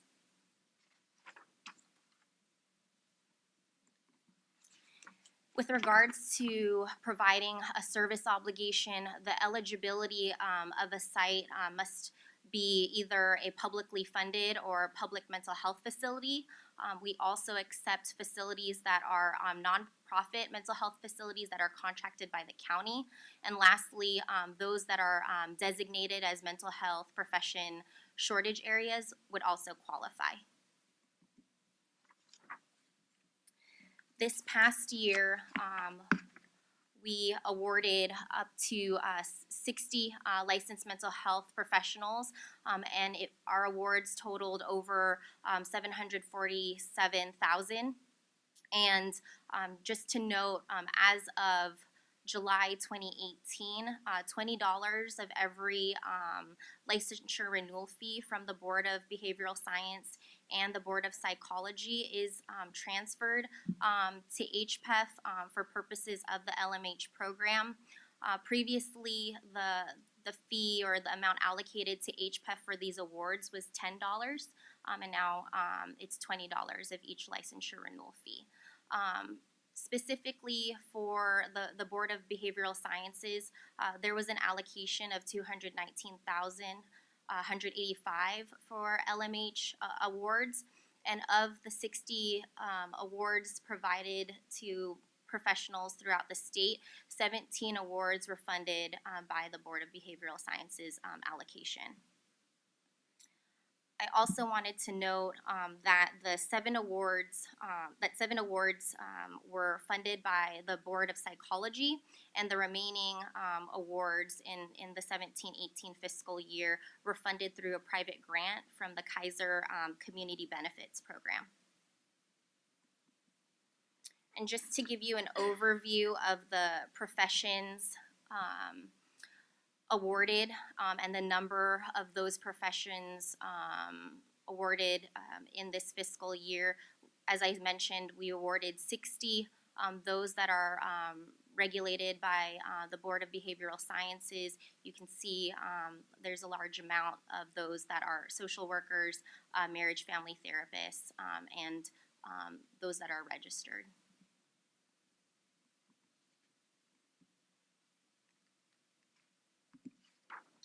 And I wanted to share just a testimonial from a recipient that has not only received an award this past year, but also has been a recipient of LMH previously in 15-16. And this awardee comes from Santa Ynez, California. And this individual specifically just mentions, in their quote and testimonial, the large benefit and impact the LMH award has, not only financially, but it is a tremendous benefit to this individual for their dedication to working in a setting that can be very challenging. And so it does provide the financial relief and releases them of that financial burden, because they know firsthand that they are making a difference in the lives of many in their community. We currently have an open application cycle for the LMH program. This cycle opened on August 1st. The deadline for individuals to apply is October 9th. Our applications are done online through the CalReach system. And as I mentioned, awards can be received up to 3 times. And we've had, as you saw in the previous slide, had awardees that have received the award multiple times. So that is possible. And for more information, you can check out our website, healthprofessions.ca.gov. In addition to that, we also have a very active social media on Facebook and Twitter, and below is also our contact information. Any questions? Yes. Is it competitive? How many applicants versus how many awardees? Yes, it is a very competitive process. Just this past year, and fortunately enough, I have the data to support. So of the 60 that were awarded, we did have over 700 applications. So it is a sought-after program, and it's very competitive. So in addition to the eligibility criteria that I mentioned with their dedication to service and making sure that they provide the number of direct client hours in a qualified facility, they are required to complete a personal statement. And so those are statements that are scored by our selection committee, and it does have a basis in how they rank in receiving an award. I just have a question. At the beginning, when you introduced the eligibility of the program, Yes. you said that there were, maybe I missed that, there were other programs that the students are enrolled into, if there are federal programs that might disqualify them. Would they apply for the public service program forgiveness, or is it completely unrelated? Oh, for under the federal government? Correct. That would be exempted because it's not tied to a service obligation Right. With direct client care Okay. hours. So that would qualify.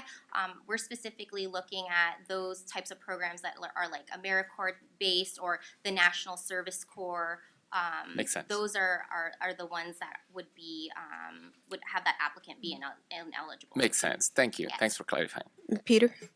Yeah, I really like the program. I just want to ask, what plan do you have to increase the funding? $700,000 is next to nothing to me. I really think the need is a lot greater. Yes. So that's something I think we will see with the new legislation that was enacted to increase the renewal fees. So I think from the increased renewal fees that are going to come to the organization and come to the program, I think moving forward, you will see hopefully more awards with increased revenue. Any other comments or questions? Leah? Okay. Alex? We'll look forward to that. My question is regarding the applicant pool. It's great that your Board of Trustees are well represented geographically around the state of California. What about the ethnic diversity, geographic diversity? Do you have that data?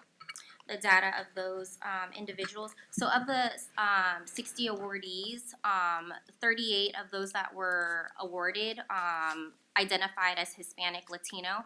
And then the next of looking at the abundance, 10 of them identified as Caucasian, 5 Asian American, 3 African American, and then those that declined to state other was 3. And we had 1 individual that identified as Native American.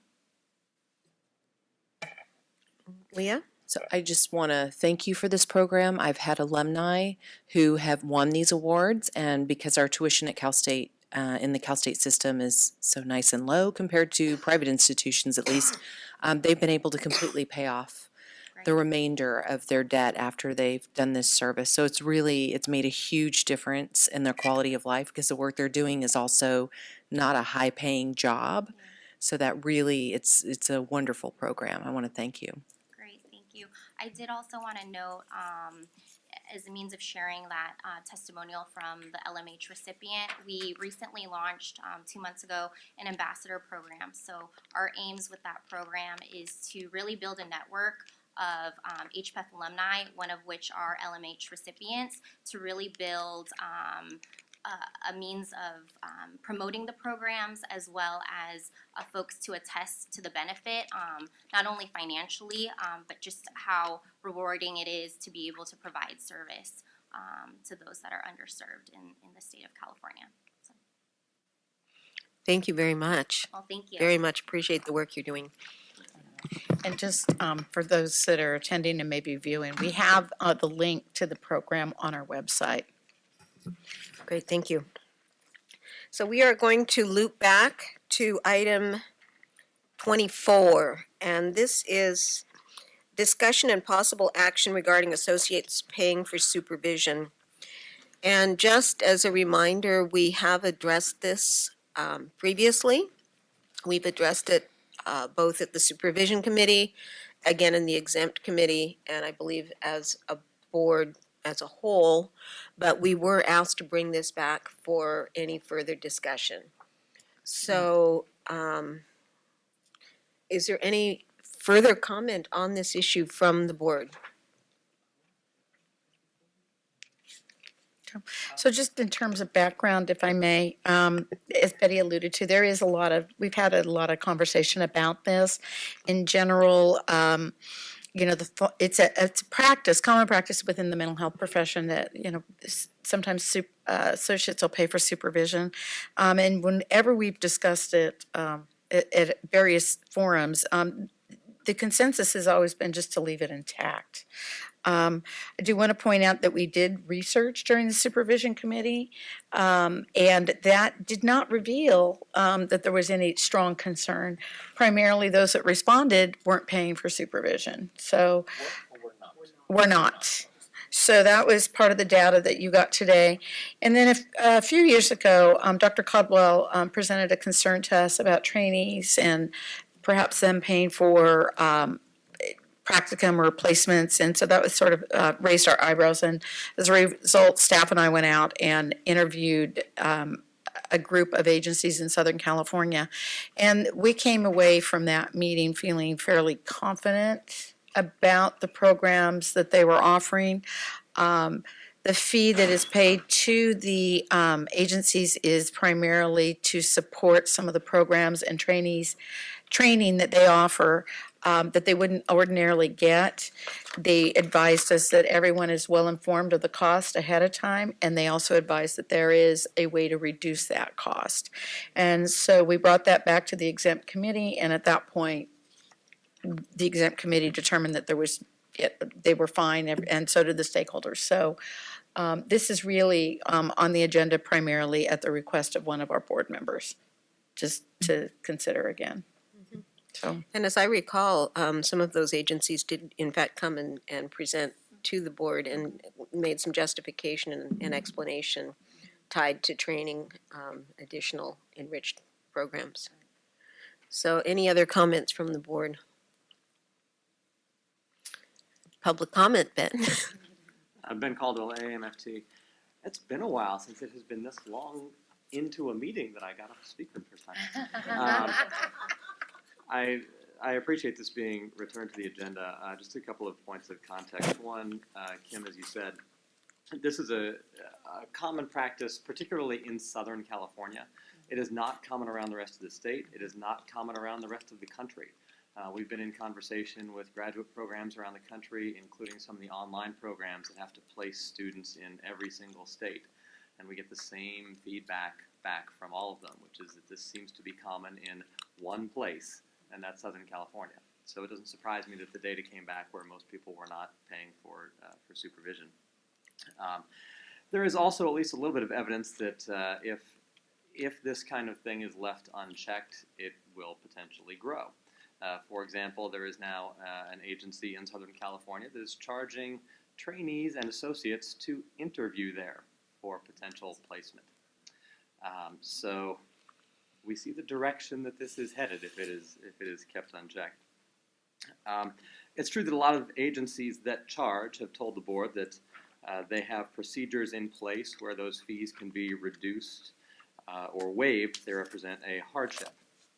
However, those waiver processes don't appear to be disclosed to potential trainees and associates on the websites of these agencies. And I've gotten some email correspondence from some of the people who have worked at these agencies saying, there's a waiver process? That's news to me. The message that prospective trainees and associates get too commonly from some of these agencies is, if you can't afford our fees, don't bother to apply. And that's a troubling message. And then lastly, one of the great strengths of our community agencies is their ability to adapt and endure.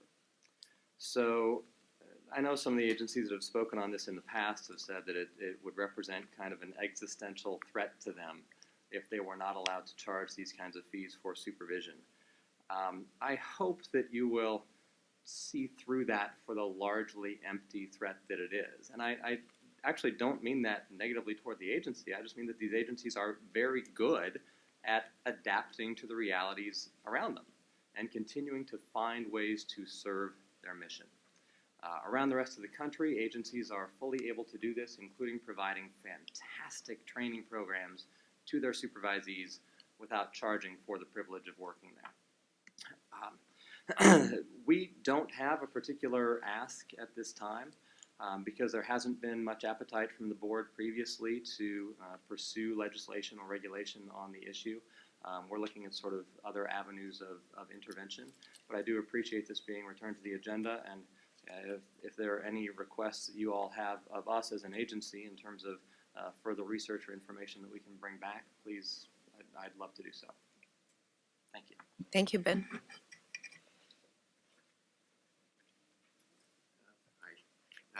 Robert Mendelson, Southern California Counseling Center. We are one of the agencies referred to. We visited the board about a year ago, and some months, I guess. And Kim basically summed it up. They visited us. They saw how we work. They saw how our trainings work. They saw how it works in terms of our program fee. We do charge a program fee. It is a program fee. It's not a fee for supervision. We have about 90 clinical supervisors. They are not paid. They're doing it as volunteers. It's part of our community. It's part of our values. Where that money goes is into the roughly, and this is very rough, but about $100,000 a year we pay to keep a first-year clinical skills class and a second-year family training class and a third-year trauma training class going. So those are big-ticket items, and still, we are able to take about a third to a half of the counselors who apply, and they come to us for that training. That really is what it's about. And when they leave, as one associate told me recently, she went out to apply for jobs. When the employer knows where they've trained, they're like considered, sort of, they've got a leg up.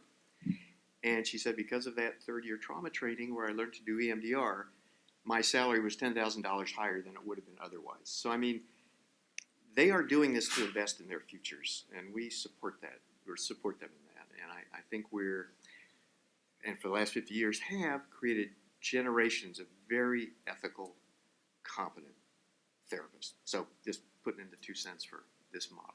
Thank you. Thank you very much. Thank you.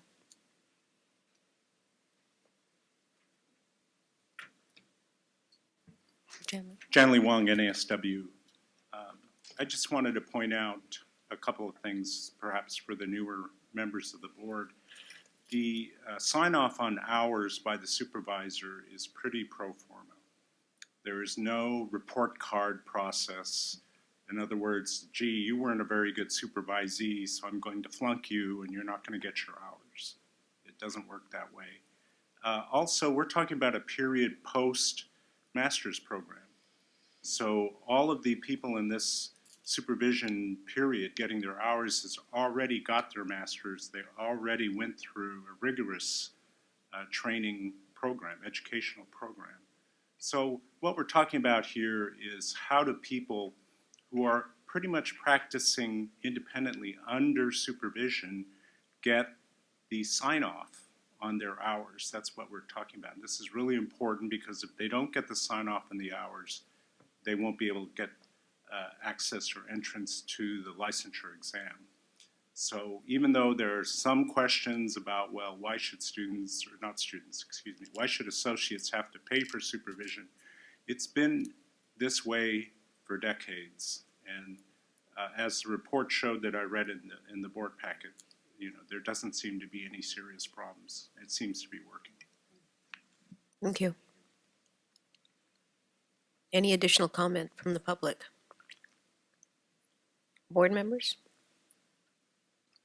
Okay, then I think we're going to rest on this issue and move on to Roseanne for an extensive discussion, possible action regarding the Policy and Advocacy Committee recommendations. Okay, so today our big legislative agenda item is the proposed license portability language. The License Portability Committee wrapped up over the summer.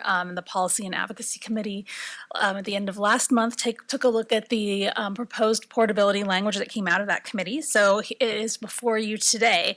I'm going to start with the LPCC language, kind of give a general overview. We'll discuss the LPCC language first, and then I'm just going to kind of point out the differences for the other two languages after we discuss the LPCC language.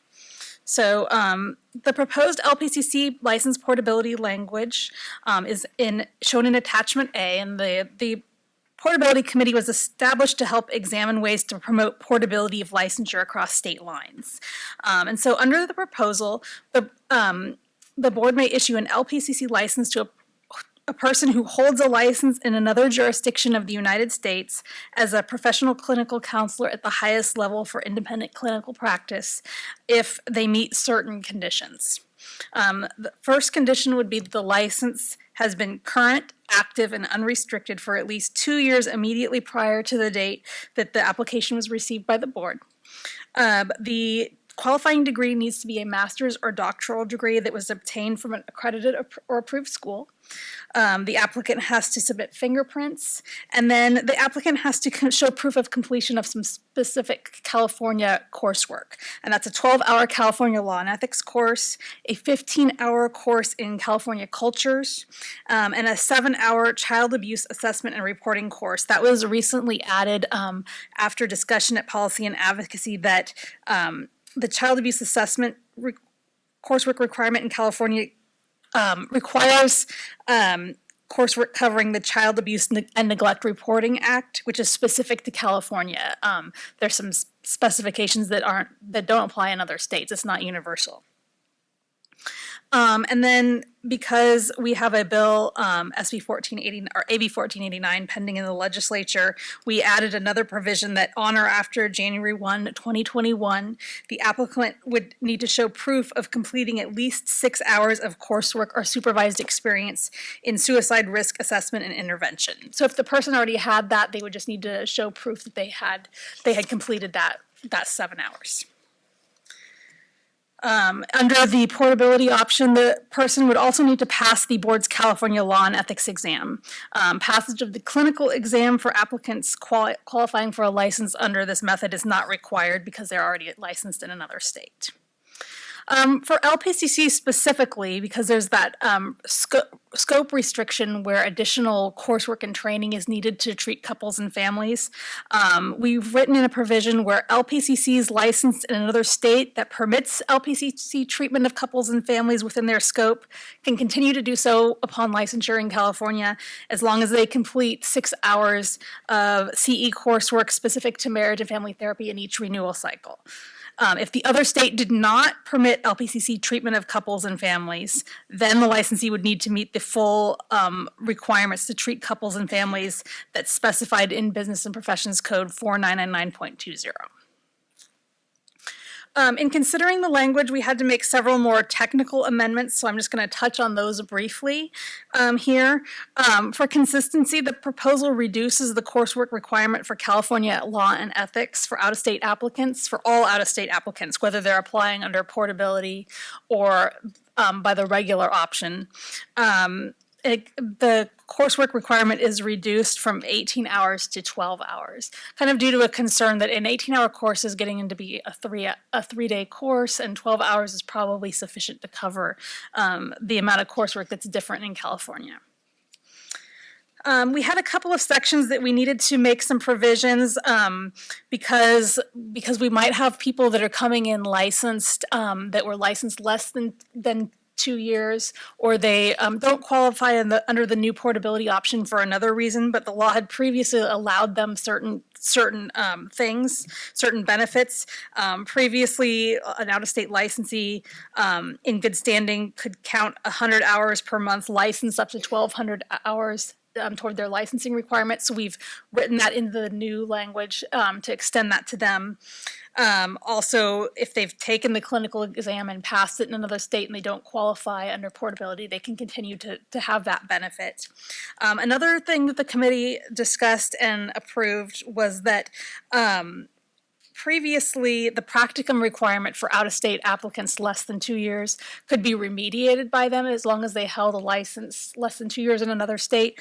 The committee decided that as long as they were licensed in another state, that it was fine. We would accept the practicum requirement as having been met rather than making them remediate it. And so that was written into the language as well. We made a few adjustments at the Policy and Advocacy after the Policy and Advocacy Committee discussed the language last month. Originally, we had proposed having mental health recovery oriented care coursework required in the first license renewal period. It was going to be 6 hours of coursework. And that had been included in the original proposal, but the Policy and Advocacy Committee determined that licensed individuals under the portability option would likely either have had some exposure to this content in another state, or if it was really essential for the job, that the employers would provide the training. And given that we had several other categories that were more California specific, it was determined that piece they desired to remove it. So we did that.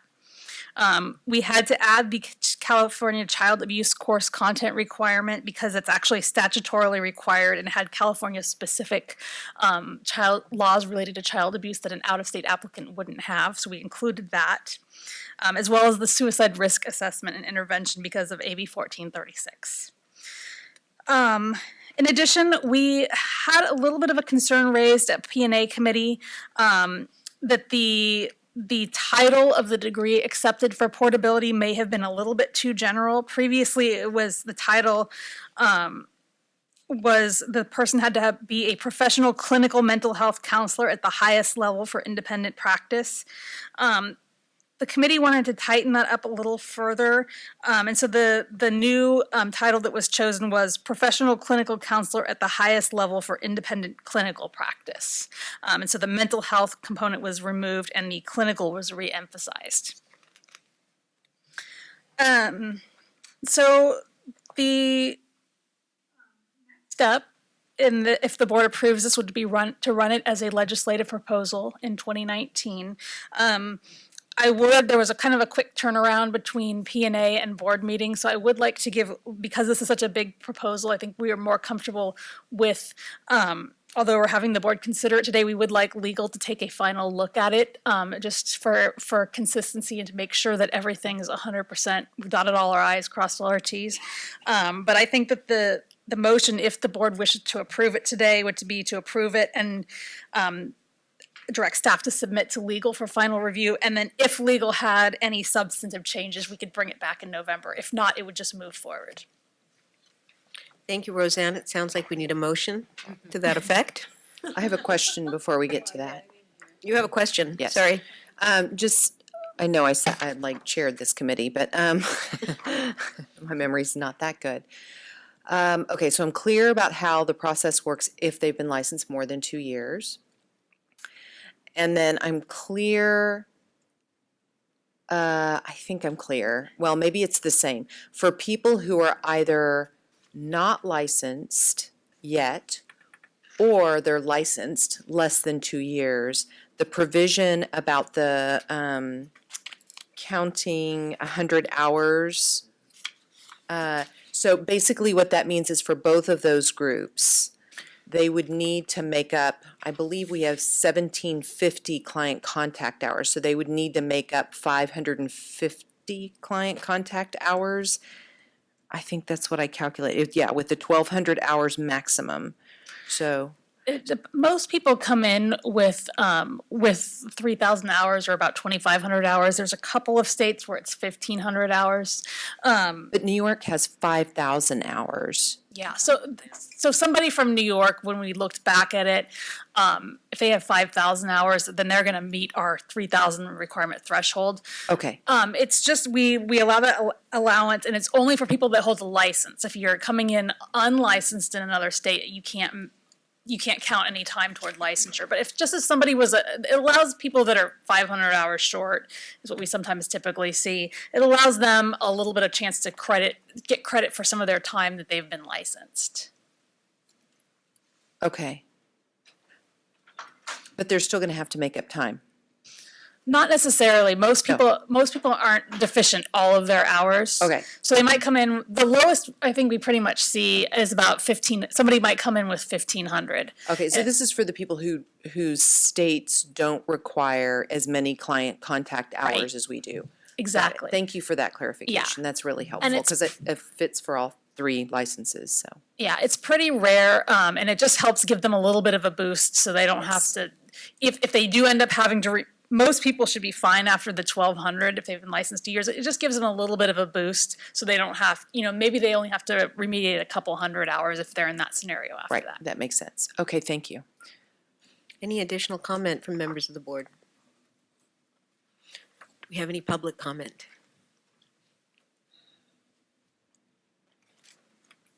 Dean Porter, California Association for LPCCs. I remember the conversation about the license title. It's here on page 127, number 3, acceptable licenses for LPCC portability. And we removed mental health from that possibility. As we discussed, there are about 7 different titles for LPCs across the country. Now we've said an acceptable license would be professional clinical counselor. Does that preclude a license title that's got mental health in it? No, it would not, Dean. When we looked at that survey, you could see, depending on how they did it, the titles were either licensed professional clinical counselor, licensed mental health counselor, and then there was LPC. Right. So, they're all over the board, and so I think what we wanted to get away from is it has to be title ABC. Yeah. But then because that really limits it in terms of what we can accept. This, I think, is a broader application when you look at the license titles across the other 49 states. But it doesn't have to have the word clinical in the title. The intent is to take an application for a clinical counselor from out of state, take a look and see what that level of licensure allows. And then if it's at the highest level for clinical practice, independent, then they could qualify if they've been licensed for 2 years. Okay, so you're going more to the function of what they're able Correct. to do, which is fine. I just didn't want us to get hung up on some license title. No, and that was the reason that we took out the mental health, because not everybody had mental health in their license Right. title. Right. But, most of the titles either have professional or counselor or clinical or all three. They have one of those, Mhm. okay. And I think there was some discussion that, say someone licensed as an MFT in another Right. state could come and very easily become an LPC in California because they were a licensed mental health counselor. Right, I think this takes care of it. This takes care of that because the mental health was a little bit general. We went through the book put out by one of the national associations and looked at all the titles. And so what we would do is when an application from that state is, we're going to look at what that state has and look at what license they have. And if it's the comparable one, we'd license. But, I think I even said that in the discussion. Just go to that Yeah. manual. It's a Bible. Exactly. That's got all the they'll tell you Yes. the courses required. Okay, since, in the past, we've had a few things about not having the right words in the right place. So Right. just wanted to clarify. Thank you. Thanks, Dean. So I'd like to make a motion to, where is it? Direct staff to is that right? Yes. To submit the proposed language to DCA Legal for final review. And if legal recommends any substantive changes, bring it back, no, that's not what my motion is. What is it? What is my motion? Well, because we need a motion to move forward with this. And yes, Roseanne, tell me what my motion is. So your motion would be to direct staff to make any non-substantive changes and to pursue as a legislative proposal. And in addition to that, direct staff to also submit the language to legal for final review. And if and only if legal has substantive changes, then we would bring it back to the November board meeting. So moved. I will second it. Very well stated. I worked hard on Good that. job. Yeah. Christina? Okay. Becca Stout. Aye. Christina Wong. Yes. Alexander Kim. Yes. Dr. Christine Wetlisbach. Yes. Betty Conley. Yes. Max Disposky. Yes. Dr. Leah Brew. Yes. Dr. Peter Chu. Aye. Gabriel Lamb. Yes. Motion carries. All right, so I'll move on to the MFT portability language. That again, in this next item is shown in your attachment A for marriage and family therapists, that proposal. I'm just going to go over a couple of the key differences for marriage and family therapy. It's very similar. For marriage and family therapists, the title is somebody that would qualify for portability would need to hold a license in another jurisdiction of the United States as a marriage and family therapist. It's the highest level for independent clinical practice. One small difference in the MFT language would be we've added definitions of accredited and approved schools to the MFT definition section of their law, just for ease of reference. And so that's another difference. And then for the MFT language, I just have a minor change that I want to make. It's on page 156,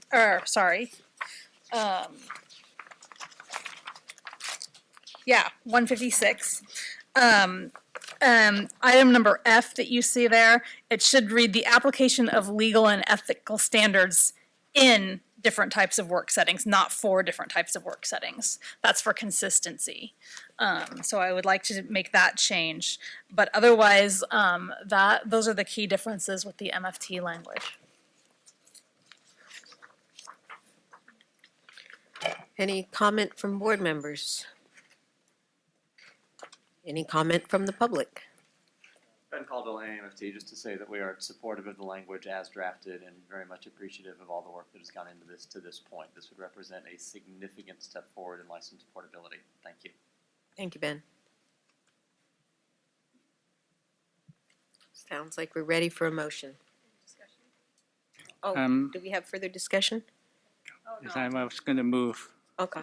Yeah, so I move to direct staff to make any non-substantive changes and to pursue this legislative proposal, and to direct staff to also submit the proposed language to DCA legal for final review. And if legal recommends any substantive changes, bring back to the November board meeting. I'll second. Christina, Any further comments? any further comment? Okay, here's the vote. Vic Stout, Yes. Christina Wong, Yes. Alexander Kim, Yes. Dr. Christina Whitlow, Yes. Betty Conley, Yes. Max Disposti, Yes. Dr. Leah Brew, Yes. Dr. Peter Chu, Aye. Gabriel Lamb, Yes. motion carries. Okay, so moving on to the LCSW license portability language. The next item, that is also shown in the attachment A under this item in your packet. The title that would qualify for portability under this particular proposal would be somebody who holds a license in another jurisdiction of the United States as a clinical social worker at the highest level for independent practice. A couple of differences with the social work language. Social work in its law has a requirement that out-of-state applicants not qualifying under portability complete 10 contact hours of coursework in aging and long-term care. That's in a separate subsection of the Business and Professions Code. So we have added that to the language for those not qualifying for the portability option but are coming in out of state. So those licensed less than 2 years or not licensed would have to be sure to take the aging and long-term care coursework. That's already required. We just put it in there to reiterate that. It would not affect the portability individuals. And we also, at the last Policy and Advocacy Committee meeting, we had originally proposed that out-of-state individuals under LCSW law that are not qualifying under the portability option complete 45 hours of coursework in principles of mental health recovery-oriented care. That's in line with coursework required for out-of-state LMFT and LPCC applicants. However, there were concerns raised that the requirement would be overly burdensome for out-of-state social workers, because social workers are already trained in this model of practice. And so the Policy and Advocacy Committee requested that it be removed for social workers. And then in addition to that, there's also that same minor amendment that I pointed out for MFT on page 166, top third of the page. Sub-item capital F, it should read the application of legal and ethical standards in, not for, different types of work settings. And that is it. Okay, is there any comment from the board? Comment from the public? I would like to make a motion. I would like to make a motion to direct staff to make any non-substantive changes and to pursue as a legislative proposal, and also to direct staff to also submit the proposed language to DCA legal for final review. And if legal recommends any substantive changes, brings back to the November board meeting. I'll second that. Any further discussion? Christina? Vic Stout, Yes. Christina Wong, Yes. Alexander Kim, Yes. Dr. Christine Whitlow, Yes. Betty Conley, Yes. Max Disposti, Yes. Dr. Leah Brew, Yes. Dr. Peter Chu, Aye. Gabriel Lamb, Yes. motion carries.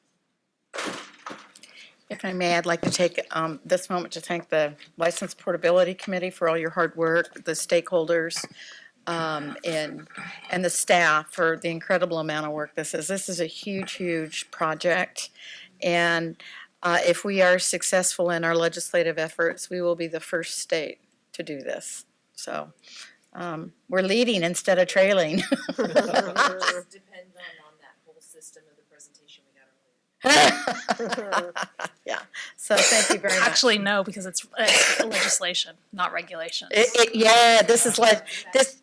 It's a faster process then. Ah, oh, that's Yeah, great. yeah. Nice. I mean, if it goes through and we're successful, this could be effective 2020.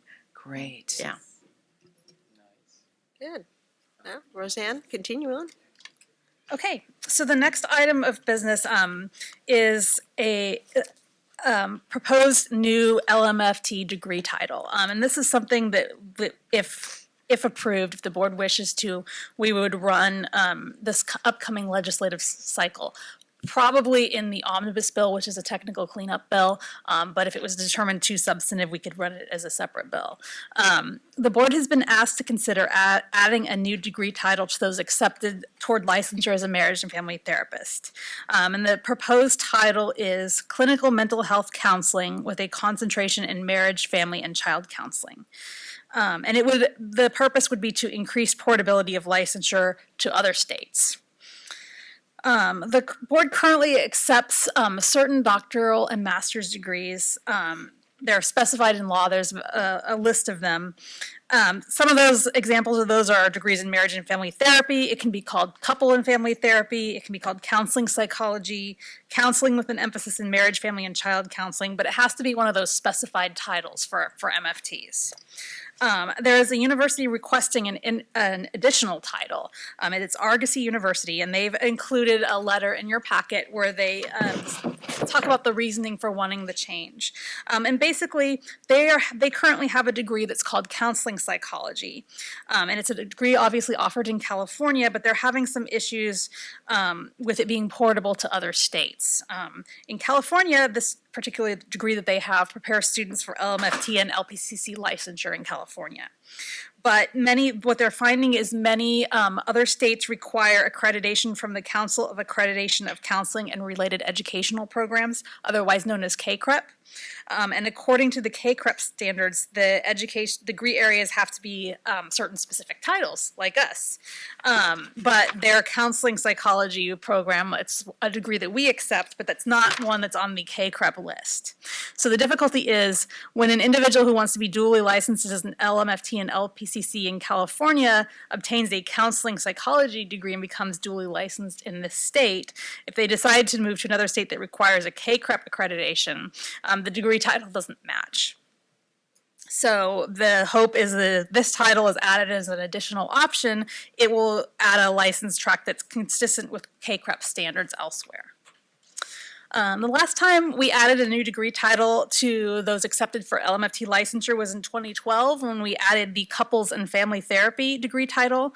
At the time, a growing number of graduate programs were considering that degree title because it acknowledged the greater diversity of relationships which LMFTs work with. In terms of other possible solutions to this issue, we looked at a couple of other states with high MFT populations. The board could discuss if it would be preferable to allow a more general degree that contains specific emphasis in marriage and family therapy. For example, to qualify for an LPCC license, the degree must be counseling or psychotherapy in content and must meet really specific coursework requirements. However, an issue that comes up from time to time with the LPCC coursework is we could get some applicants who have a degree that's more broad, not necessarily meant to lead to licensure as a professional counselor. The state of Florida, which is one of the major states with a large licensing population that we looked at, they require a minimum of a master's degree with major emphasis in marriage and family therapy or a closely related field. Texas has a few options to qualify for an LMFT degree. It's a little bit broader. There's a COAMT accreditation, accreditation by Council for a Higher Education accreditation, or you can have a master's or doctoral degree in a mental health field with a planned course of study in marriage and family therapy. And then it lists counseling, psychology, social work as some of the studies, emphasis areas that are acceptable. So we discussed this at the Policy and Advocacy Committee meeting at the end of August, and the Policy and Advocacy Committee recommended that the board consider adding the title Clinical Mental Health Counseling with a concentration in marriage, family, and child counseling to the list of degree titles acceptable for LMFT licensure for in-state applicants. And so we can open it up for discussion today. Betty? Peter? Yeah, I just have a question. I just want to make sure we don't keep adding new titles to be acceptable.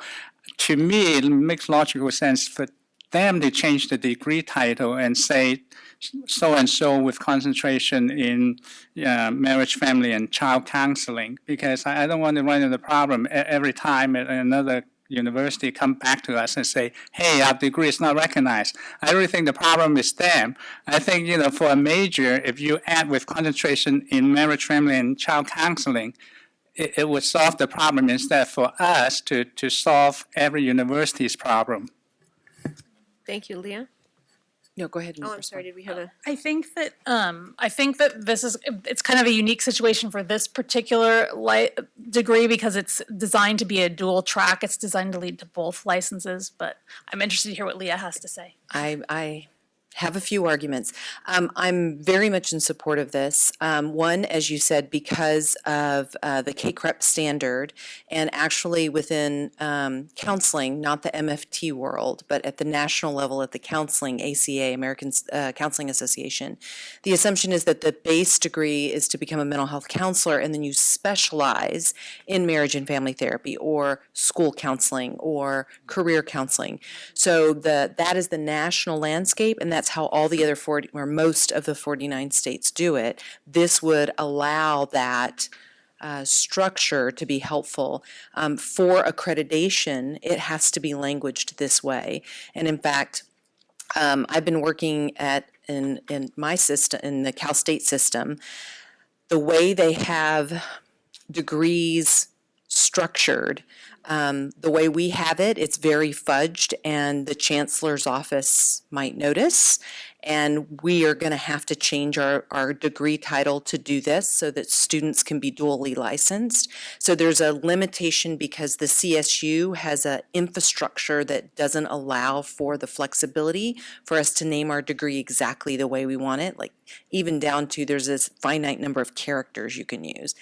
And again, secondly, this is the way the national landscape is. It's California who's different than the rest of the country. Thank you. You answered my question, because if they're smart, they would adopt what we got here to avoid all the problems. Right, but California is one state and the other 49 do it a different way. I mean, another consideration, we can adopt this language, or is to more broadly define what a marriage and family specialty is, as opposed, like, was it Florida or Texas, whichever one of those two, so that there's a concentration in that, and it's represented in their coursework, which we're already doing anyway, rather than getting stuck on the title of the degree. Because in the mental health field outside of psychology and social work, there's a huge diversity in how people use that language, and we will continually have to change the language if we go philosophically different. I'm looking forward to hearing what Ben has to say. We like you, Ben. Oh, yeah. Before we move for public comment, is there any additional comment on then? I have a question, but I'm curious to see if Ben answers it. If not, Okay. I'll ask Leah. All right. Ben Caldwell, AAMFT, and I guess as context, there is a long-running, friendly but deeply rooted philosophical conflict between AAMFT and ACA in terms of sort of how the professions exist alongside one another. The perspective of AAMFT has been the profession, the discipline of marriage and family therapy is a distinct discipline from the discipline of professional counseling. The perspective of the ACA and KCREP has been that marriage, family, and child counseling is sort of a subset of the larger profession of counseling. Fair? Fair. And so when it comes to this particular issue with this particular university, it's easy to open up a hornet's nest around that philosophical difference. I'm happy to have that philosophical conversation. I think it would become a necessity if you choose to move in the direction of defining an NFT license eligible degree based on its content rather than its title. For the purposes of helping the particular university to achieve what it is trying to achieve without opening up that hornet's nest, quite frankly, I think the easiest solution is just to add an acceptable degree title. I think if you go that route, to us, that's not a hill worth dying on. That seems like a reasonable enough and small enough change.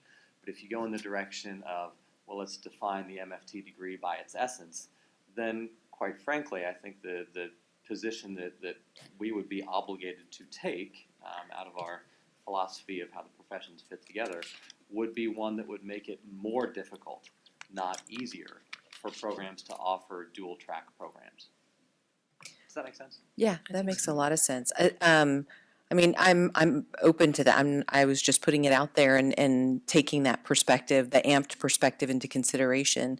Then we'll just keep changing titles as titles need to be changed. It's not that onerous, I guess is the right word. Because yeah, it's a big philosophical discussion between the professions for sure. And probably not ever going to be reconciled. It's interesting because the KCREP accreditation allows for a specialty in MFT, but the co-AMFD accreditation won't allow you to be both KCREP and co-AMFD now. Isn't that correct? Yeah. So that's where it shows how entrenched that difference of philosophy is. And if this is the cleaner way to do it, I'm fine with that. I will say, I think philosophically the current COAM standards make it very difficult to be accredited through both bodies, but I am aware of at least one program that is in point of fact accredited through both. So it's not necessarily impossible. Right. I'm not entirely sure how that happened, though. Yeah. Christina?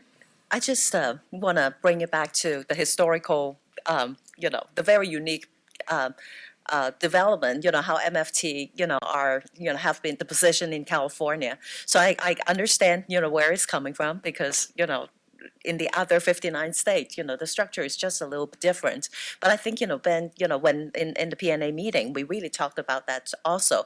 And I think for now, this is a pretty perfect way, to not opening up, Pandora box, and yet also making sure that, you're moving that direction, probably, sooner or later, you're going to have that discussion about, what really are the philosophical differences. So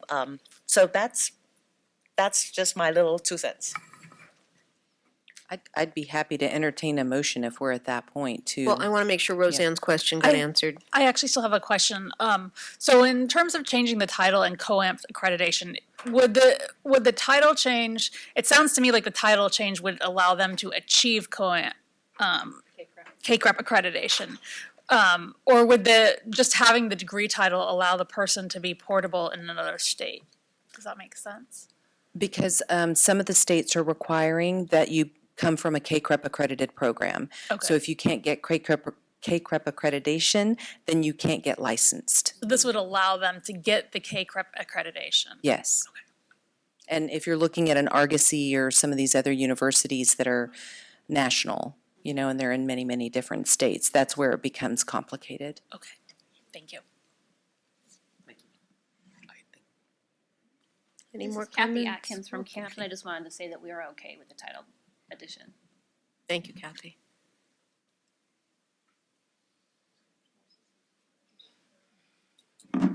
This question is tightly coupled, or this comment is tightly coupled to the title piece.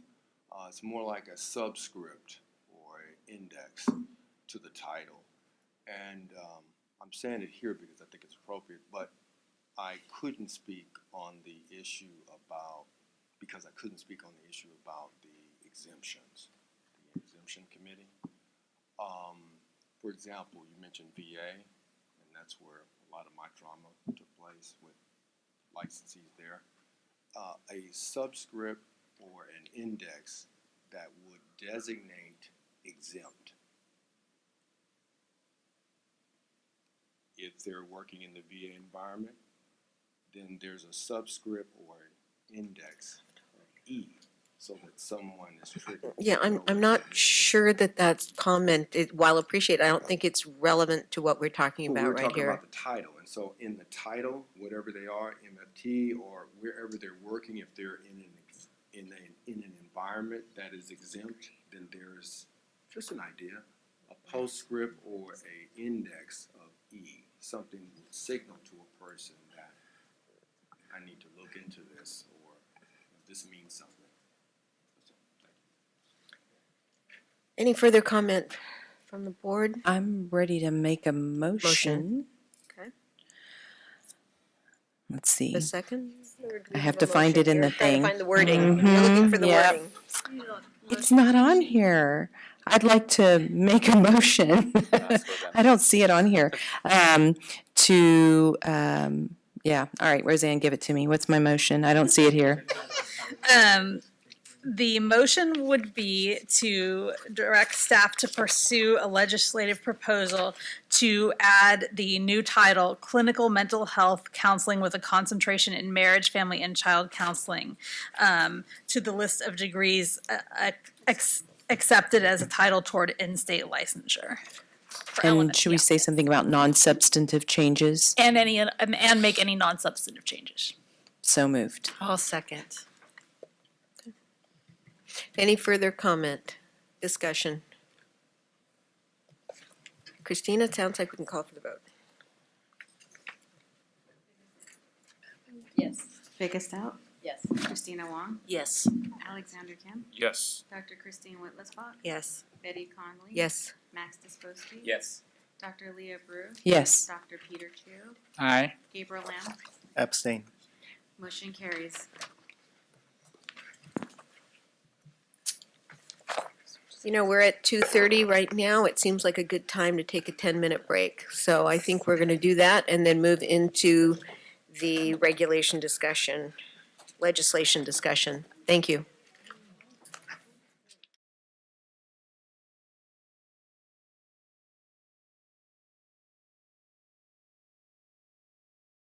Okay, Roseanne, I think we are moving on to item number E. That's Christie, sorry. That's okay. Christie. Yes. Regarding licensed professional clinical counselor supervision requirements. Yes. So as I'm going through this, the changes we are trying to make consistent across all three professions. So just so you're aware as we go through this. In this memo, I'm going to cover everything, but then we'll, like we did with the portability, we'll go from one to the other. So the board, we had a supervision committee that met 11 times, starting in 2014 through 2016. And that committee focused on the qualifications of supervisors, supervisor responsibilities, the type of supervision provided, and employment of registrants. The committee came out with some pretty significant changes that they are proposing, and those changes are based on some very extensive groundwork, including we did a big survey of both supervisors and supervisees. We looked at supervision standards in other states, and we also worked a lot with stakeholders. We had some really great attendance at some of those meetings. And so that work of the committee resulted in AB 93, which is right now awaiting signature by the governor. And then the committee also worked on proposed regulations that were approved by the full board back in November 2016. So the regulations have been sitting, and with AB 93, it made some changes to the language that require some changes to the regulation, fairly minor, but it's been a couple years now, and taking another look at those regulations, and based on some experiences we've had, there was some other language we felt needed a little bit of tightening up. So being a regulation, we wanted to as smooth as we can make it to get through the process. So as a little bit of background, I would like to go briefly through some of what AB 93 does that's directly relevant to the regs. Allowing a licensee to count time licensed in another state toward the 2 years that's required to become a supervisor. And they have to have held an active license for 2 of the past 5 years and actively practiced or supervised for at least 2 of the past 5 years before becoming a supervisor. It would newly allow supervision of social work interns or professional clinical counselor trainees. So these are students. So if you're supervising students, you could now count that time toward your 2 of the past 5 years requirement. So that would be new. It modifies the definition of supervision, and also it sort of beefs up that definition, and it also further outlines a supervisor's responsibilities, including addressing things like countertransference or other personal issues that may affect the supervisory or the practitioner-patient relationship. Let's see. It would allow the board to audit a supervisor's qualifications and requires a supervisor to keep records of his or her qualifications for 7 years from the termination of supervision. it, in a private practice setting that's not a professional corporation, would require an associate to be supervised by an employee who practices at the same site as the associate's employer, or to be an owner of the private practice. This is something that's only in LMFT statute, or prior to AB 93 is only in LMFT statute, so we want to make everything consistent throughout the profession, so AB 93 proposes to apply that to the other two.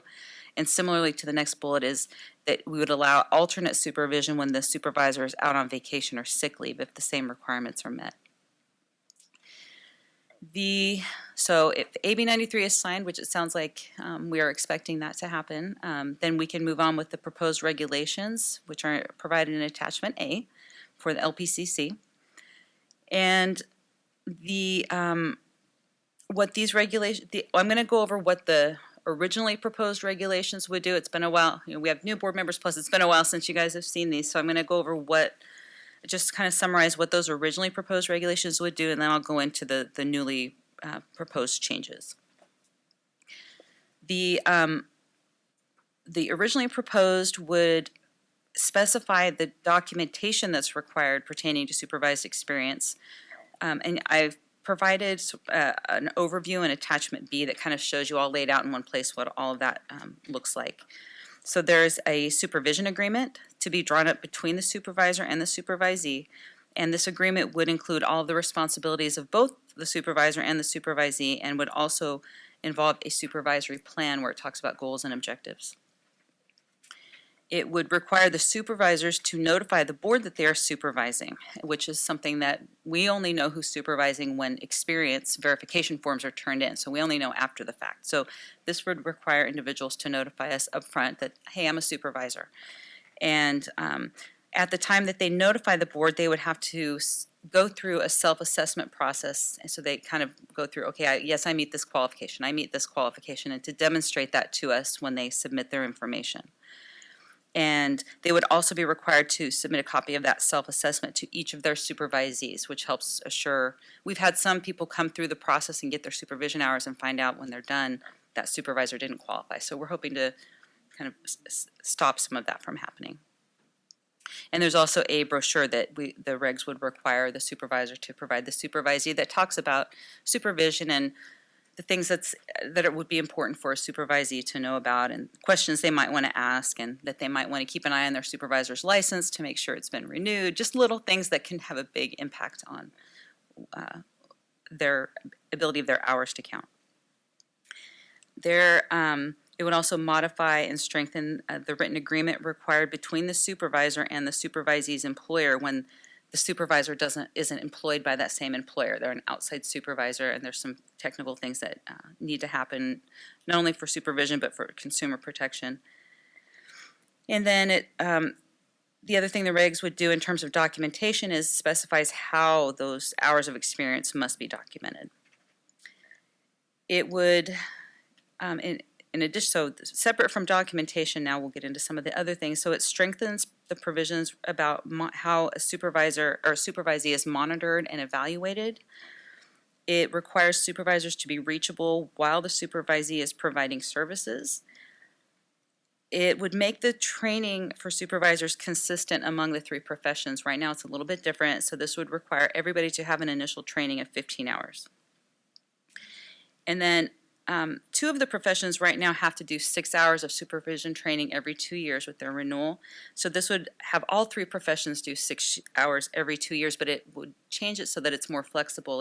It's now we're calling it continuing professional development, and it would allow things like teaching a supervision course, authoring research focused on supervision, mentoring or consultation with other active supervisors, and attending supervisor peer discussion groups to count toward those 6 hours.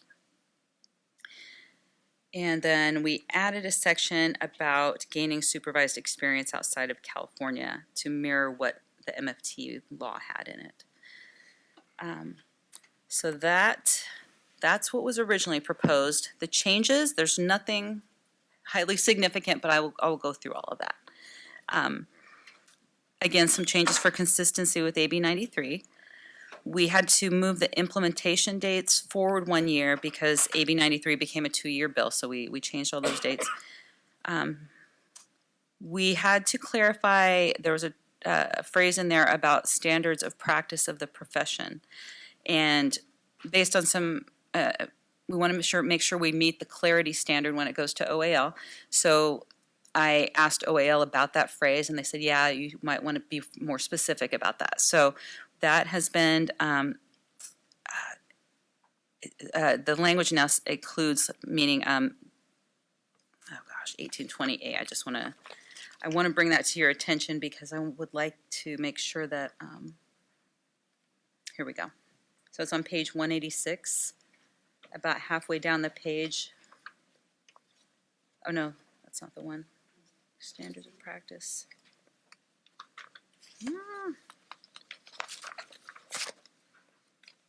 Let's see.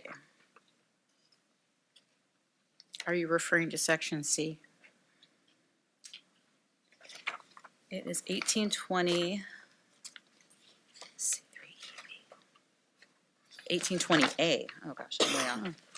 Page 186. It was 186. Am I not finding it? Right there. Oh, that is it there. Okay. Anyway, okay. So what we did was to ensure compliance with the standards of practice of the profession, which include legal requirements and professional codes of ethics, and agrees not to interfere with this process. So this is part of that written agreement, and it has to do with when the supervisor is not employed by the same supervisor. So we want the employer to be aware the supervisor is providing clinical guidance and direction in order to ensure compliance with the standards of practice. So we just had to get a little bit more specific there. So if everybody's good with that. Okay, so on to number 5 here. We removed a reference to the 6-year limit on experience hours, and the 6-year limit is in the statute, and that hasn't changed, but we decided in the regulations, let's just make it a little more general, just refer to the limit specified in statute, and just to, that way you don't have to change a regulation should the statute change. Number 6 would be requiring the supervisor to provide associates with procedures about handling crises and emergencies. And that was already there as far as the proposed language, but what we added was when do they have to give that to them? So it's prior to the commencement of supervision. We added that we want some additional information on the supervisor's self-assessment report to help staff determine compliance with training requirements. So the content of the self-assessment is specified in the regs, and so we just cleaned that up a little bit to make sure we could gather that information. We clarify what is meant by current best practices and current standards. It was a similar thing. I want to make sure, what does that mean? Is that clear? So what we did was say to include legal requirements, ethics codes, and research on supervision. So that was another one that we want to make sure that we are clear about. And that one, let's just go to that real quick. 1821.3. Let's see if I can find it this time. A1.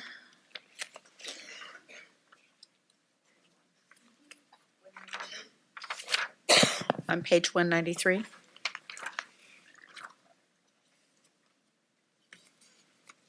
So this is talking about the content of the supervisor training.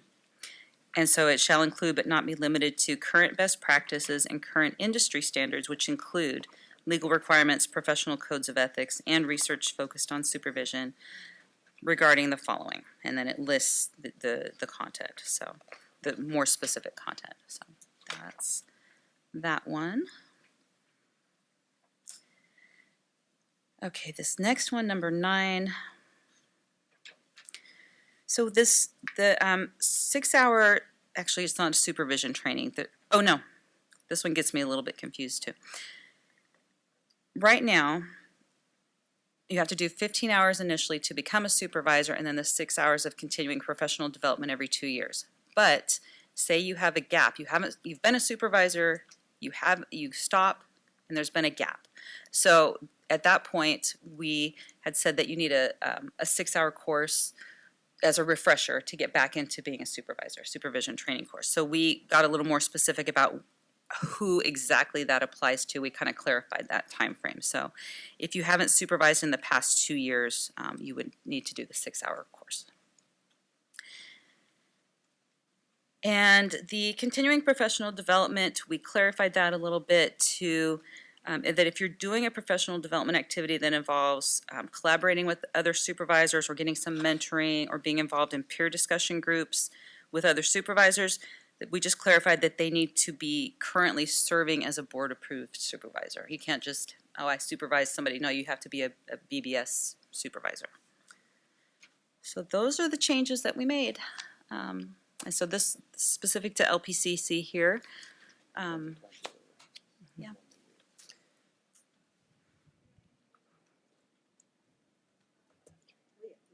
Leah. All looks good to me. All right then. Because we worked really hard on this, on setting up the structure of it, and staff has done an amazing job with language, and these improvements all make really good sense to me and keep the essence of what we wanted and also adding clarity. So I'm really excited and hopeful that we can get this law done. This one, this is the regulation. Regulation done, Yes. pardon me, yes. We're looking at it now, and we'll hit the ground running, if you like it, Yeah. after it's signed, the bill is signed. Okay. It's definitely needed. Well, it's been a long time coming, I should add. It seems like eons ago that we worked on that committee. Any further comment from the board on this item? And do we have any public comment on this item? I would just like to know what you're thinking the implementation will be, so that we tell our constituents that AB 93 is passed and these are the changes. But now we have to wait for the regulations before it's implemented. No, go ahead. So AB 93, we're just, the actual bill, we're waiting on, the governor could decide on it any day now. Right. I'm just assuming he'll sign it. I'm assuming he'll sign it. That becomes in effect this coming 1. January 1st. That allows the triadic supervision, a couple of the other things, and the anything on page 181 of your packet that Christie's bullet pointed, those provisions become effective right away, on January 1st.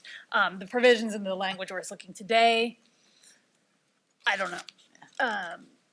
So we can go through AB 93 and say these things will take effect January 1. Those will take effect regardless of the regulations, and we're going to be, once it's signed, then we're going to be putting out some outreach this fall about the changes to AB 93. It'll be posted on the website.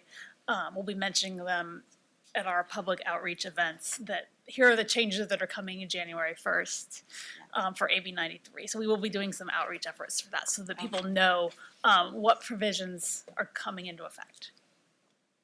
So we just separate those from. Yeah, and the regulations that we're looking at is just going to further implement that law, which is great. So it's the form, what's included on the forms, what we expect, how the supervisor and the supervisee is going to interact. And part of the reason that we're bringing it now is, gosh, help us, we can get ahead of the game on the regulation process, that we can get it through a little quicker than some of our existing regulations. So, we're just going to do the best we can. And I think a lot of this pertains to the supervisors and their requirements, and that got extended out to 2021.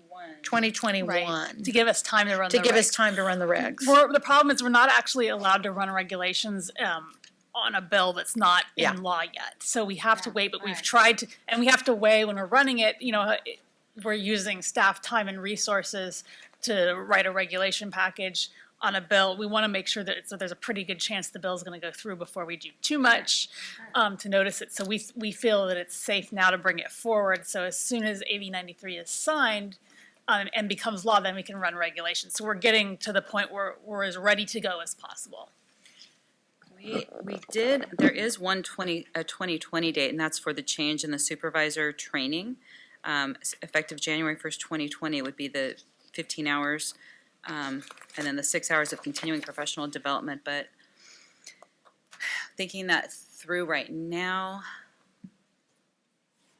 I think it's still doable. I think Yeah, it's if doable. that 2020, okay. I mean, it should be doable. It should, it should.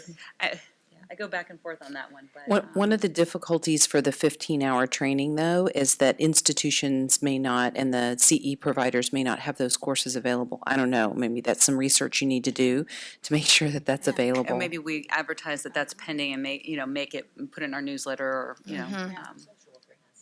Well, yeah, I mean, the 15-hour training is, I know social workers have it, and we've been talking about it for a long time. AAMFT has Ben, correct me if I'm wrong, a 45-hour? 30, okay.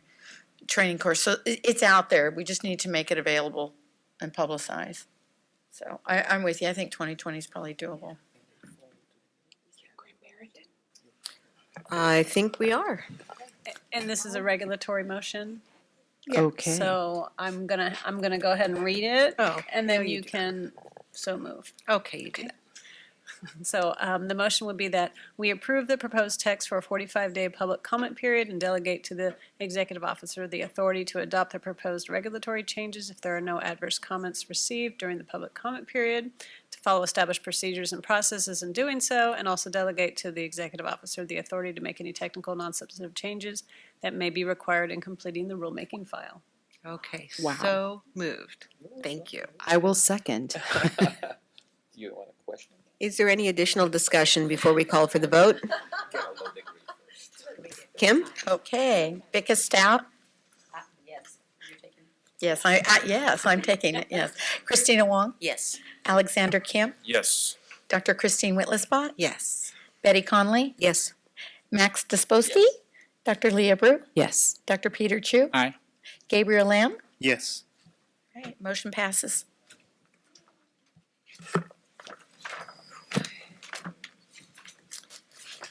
Christie, I believe it's still you? It's still me. LMFT supervision regulations. Yes. So it's really not any different in substance. There are a couple of things that were unique to the profession, to this profession's law that will be changing, but it's, in the end, it's going to all wind up consistent as far as supervisor requirements and all of that. So I just kind of listed what those couple of unique things are, but that's referring to the law as it is now. So, and then I also just gave you the code sections where there are changes. So there's nothing new for me to tell you here. It's just separate profession, separate motion. Kathy? Kathy Atkins with Camps. I just wanted to thank the board for working on this jumbo body of law with the supervision and the committee that met for years and were in support of all this. And it's nice to see it come to, well, in quotes, completion, but it's been a long road. So thank you all and the committee. Ben Caldwell, AMFT, and just wanted to echo that point. We know this has been a ton of work and it's been a long road, and we're very grateful that the board and staff have stayed with it.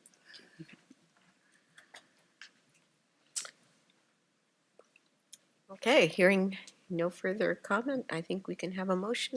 Sabina?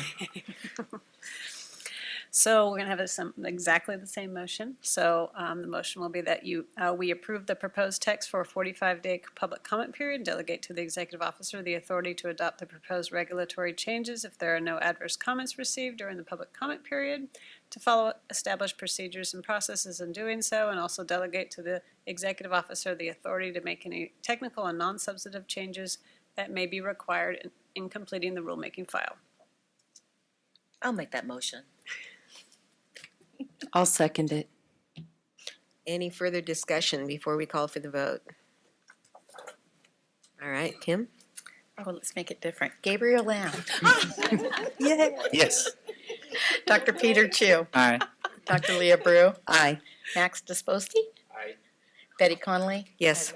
Dr. Christine Whitlisbot. Yes. Alexander Kim. Yes. Christina Wong. Yes. Becca Stout. Yes, and thank you. Yeah. Motion carries. I think you're getting my. So much pressure. I wanted to make sure that side was away. Keep us on our toes. You bet. And Christie, LCSW supervision regulations. Pretty much what I said last time. It's the same. Ditto. Short and sweet. Any comment, discussion? Does she really have to read the motion again? Yes. Yes, I believe she does. Public. Public comment? Yay, Janley. Janley Wong, NASW. I also want to congratulate the staff, the board, as well as the stakeholders in this process. It's a long process, but it was important. Probably the first overhaul of supervision requirements, probably in over 20 years. Thank you. Thank you. I think we're ready. Sabina? Yay for me. All right, we approve the proposed text for a 45-day public comment period and delegate to the executive officer the authority to adopt the proposed regulatory changes if there are no adverse comments received during the public comment period, to follow established procedures and processes in doing so, and also delegate to the executive officer the authority to make any, technical and non-substantive changes that may be required in completing the rulemaking file. I'll make that motion. Oh, good. Any further discussion? Kim? Okay, this side of the aisle. Vicka Stout. Yes. Christina Wong. Yes. Alexander Kemp. Aye. Dr. Christine Whitlisbach. Yes. Betty Connolly. Yes. Where am I? Max DeSosti. Yes. Dr. Leah Brew. Yes. Dr. Peter Chu. Aye. Gabriel Lamb. Yes. Motion carries.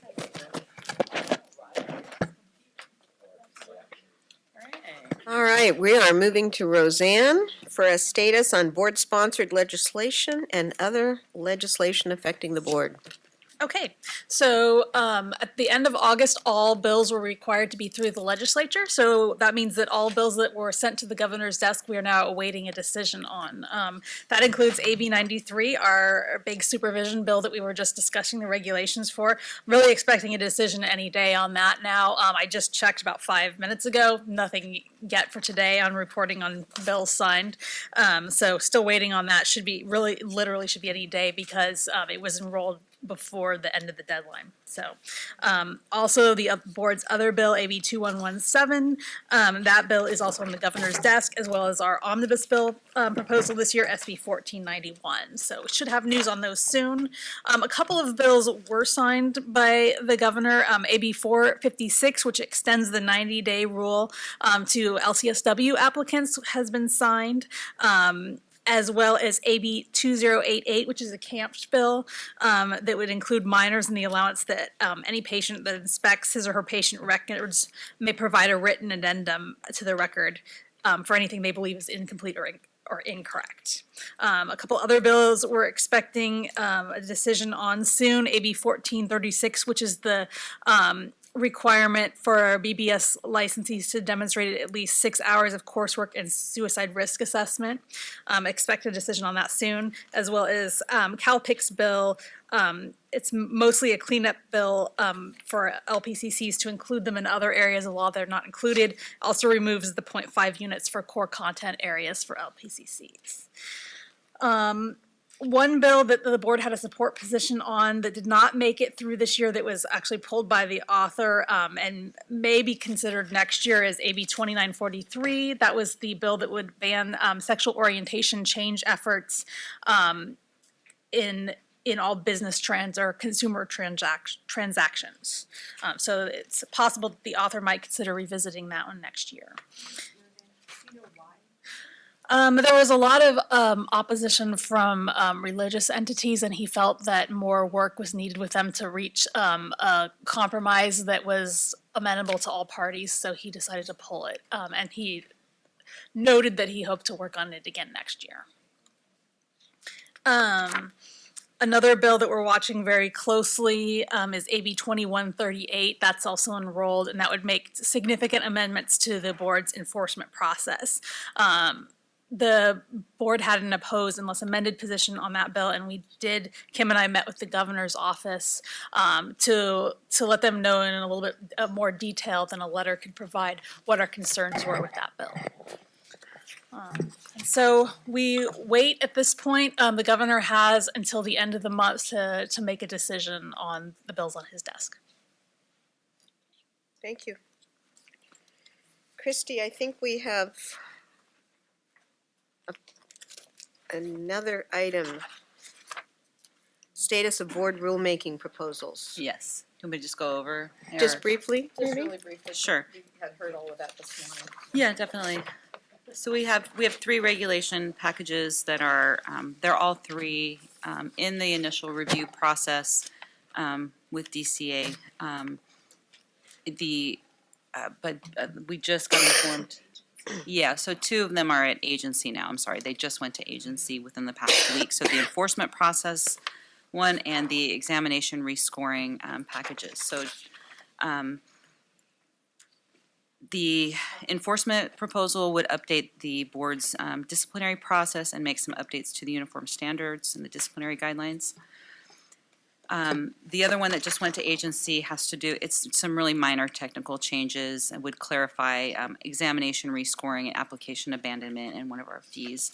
And then the reg package that has to do with contact information, application requirements, and incapacitated supervisors, that's a little bit more of a complicated reg package, and we just got some, we had gotten some feedback from the Legal Affairs Office about a month ago, some changes that they wanted us to make. And at the time, we were looking carefully at it, realizing that the license portability language would impact this one. So we have not responded to legal's concerns yet. We're kind of discussing internally how to approach things from here. So we may pull the application requirements out of that and make it separate, or, you know, we'll have to figure out where we're going to go with that. So, yeah. Okay. That's it. Did you address the examination rescoring? The examination rescoring, so that's one that is moving forward, and that one's at agency now. So agency has 30 days. Once they're done with that piece of it, then we can get the 45-day public notice sent out and get that process going. So, yeah, and what that examination rescoring, right now, all the law says right now is that you can pay $20 and have your exam rescored, but that law was written, many, many years ago when all exams were paper and pencil. So of course it makes sense, but now that exams are given electronically, there's all these safeguards built in, and it's a waste of their money. So what this is doing is saying, if you took a paper and pencil exam, which some people do because of a visual impairment or other type of thing, accommodation, that those can be rescored, but other ones, it's, so we're specifying which exams can be rescored. Thank you. So, you bet. So we're going to move to suggestions for future agenda items. Is there anyone on the board? I see a hand, Leah. Looking at our growing population of licensees and registrants, I anticipate if we continue to grow at this rate in the next 5 to 10 years, this will be a 5-day meeting, not because of the final day of business, but of the requests for early termination of probation. I'm wondering if it might be useful to consider talking about what we can do to navigate that in the future, or how to go about. I mean, it won't affect a lot of the people who are here, but it will affect the next generation of the board. So just thinking about streamlining processes, or how structuring meetings differently, or I don't know. But I think we need to talk about it before we sit here and wait for it and to go, oh my God, we have a 5-day meeting quarterly now. And because I don't think you'll have any board members who can miss an entire week 4 times a year. Yeah, thank you. Christine? Is that really a discussion to have at the board meeting, or is that more of a discussion to have behind the scenes?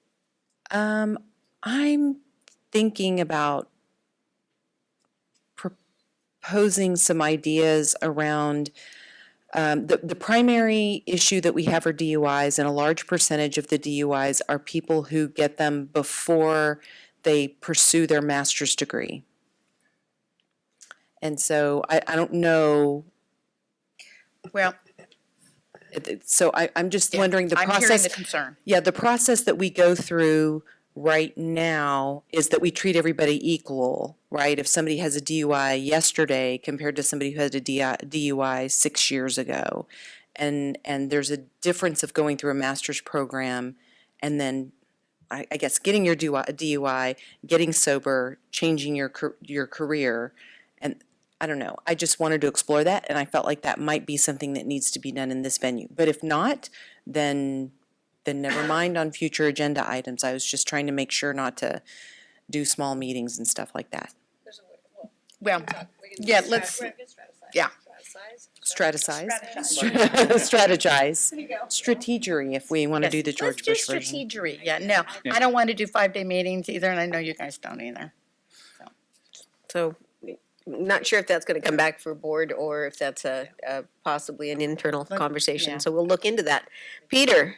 It's not a suggested agenda item, but add on to what Leah is saying. I think it's more like strategic planning thing because we talk about the money required for our new, building and all that. So it's one big picture. What is the future of BBS? So it's up to Kim to figure it out. So instead of handing it to the next executive officer. So Did I mention I was retiring? It's looking better and better, isn't it? Yeah, no, I hear, in part in response to a lot of the concerns about the meetings too. It's one of the reasons that moving forward in 18, I'm sorry, we'll be in 19, that we're doing 2-day meetings, and I have tentatively scheduled single-day meetings in case the petition requests seem to be that large and we need it. So we'll see how that balances out. Right. I think I just briefly, I agree with Leah. Perhaps this is something that you can address this on a public agenda, not because it's more a strategic planning work. Okay. So I think perhaps in our strategic planning, we can include that work because it's such a bigger approach other than just the meeting. Okay. What's up? Oh. Ben? Thank you. Ben Caldwell, AMFT. A couple of exam-related issues, and they may be different issues. They may be the same issue. One, and it's not, I'm more interested in what the timeline is. I know that there is the process of occupational analysis, and then after that, kind of based on the results of that, you'll be able to review and consider adoption of the national MFT exam. So I'm curious at what point would that show up on an agenda for a BBS meeting? Let's see. Well, two things. I know that I'd have to get back to you on when we did or when the next MFT occupational analysis is planned for. And then two, accepting of the national exam. That's the portability issue for the 2 years. 2-year licensed. And in return, adoption for people who are coming up through California. Like using it instead of the California. Well, it gets kind of interesting and that's why I've been working with the national MFT group to take California's exam because we prepare it all in the same way. It's all psychometricianally sound. If we only go to the national exam, I'm cutting out the existing 60,000 people that are licensed here. That there's no portability option for them. So that's why we're trying to do it this way. I understand that there are ways to do it that are sort of not mutually exclusive. You could switch over the California exam to be the national MFT exam. I don't want to do that. Disenfranchising all those people who've come before. But I guess the question is, when would that show up on an agenda? I know that I can get back to you on the timing. I talked about it, I think about a year ago when it was scheduled, and I need to confer with OPES where it is in their timeline. Okay, thank you. And then sure. The second sort of related issue also on the clinical exam. Other clinical exams in other professions have additional resources that are made available to examinees in advance of the test. Either they offer some version of a study guide that is perhaps a bit more specific, or the national exams might offer a sample test that people can take through the body that develops the exam. And I just wonder if we could have it on a future agenda for discussion of the resources that are made available about the clinical exam to examinees. What's in our strategic plan? It is. It's in our strategic plan to create one of those. Yeah. Okay. I'd love to be part of that discussion. You bet. Thank you.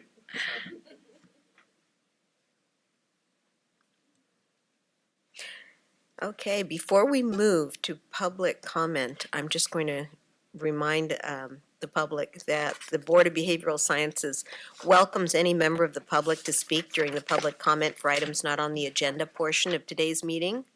So that each speaker has the opportunity to speak, all speakers will be limited to a time period of 2 minutes.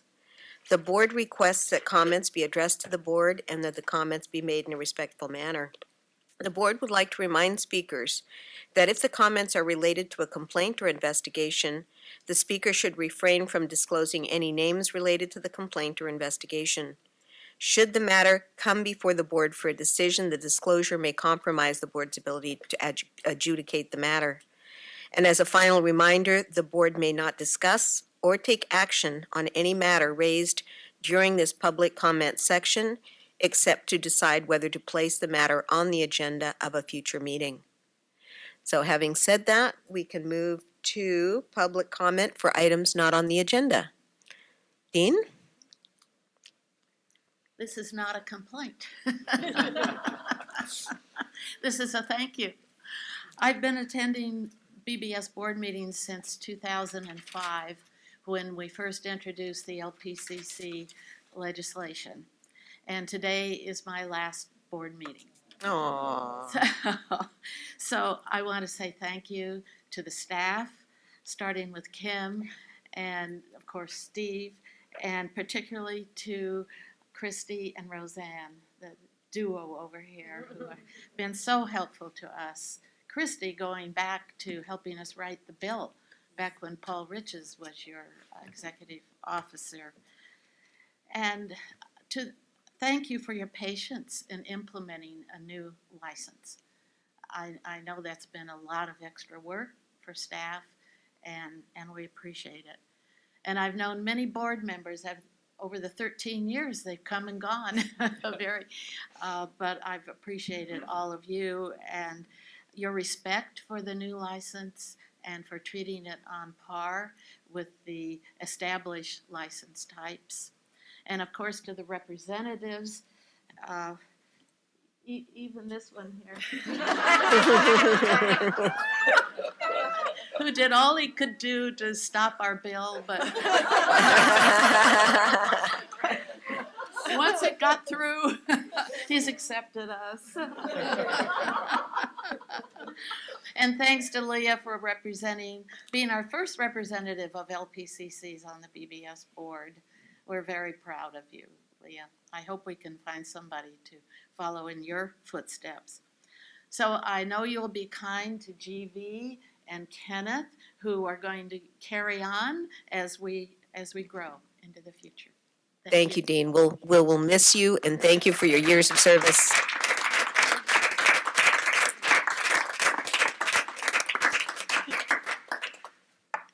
Ben Caldwell, AMFT. Just wanted to say on the record before the meeting closes, since Gina and Deborah are planning on leaving, how grateful we are for all of their work during their time with the BBS. We've had many, many members who have had interaction with them at some point or another, often around things that our members are understandably anxious about. And they have been consistently professional and helpful, and we know that their jobs are not easy by any means, just like with all of your staff, and we really appreciate their great work. So I just wanted to make sure that was said and on the record before we call it a day. Thank you, Ben.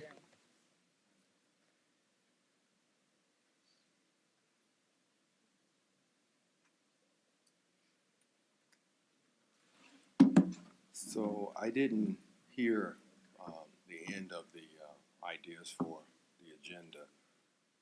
One that I wanted to add to that was culture, corporate culture, staff development, getting into that type of thing, how staff interact with people.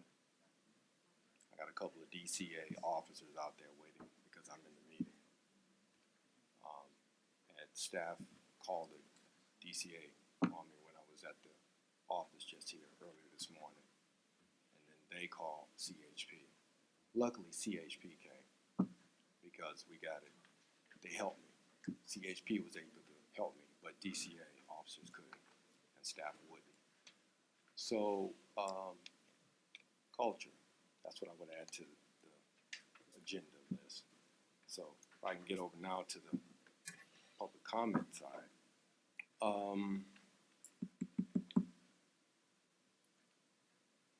BA was my concern.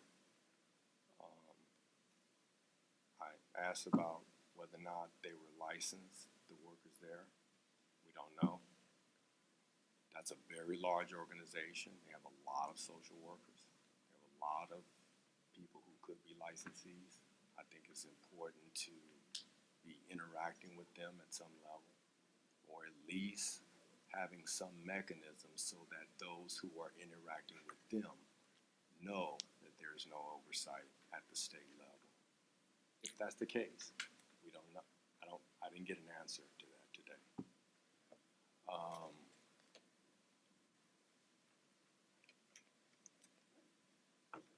The other point I want to make is the feedback loop. Is that my two, or is that, do I get a little extra for piggybacking? Finish up the Okay. thought. So the other point is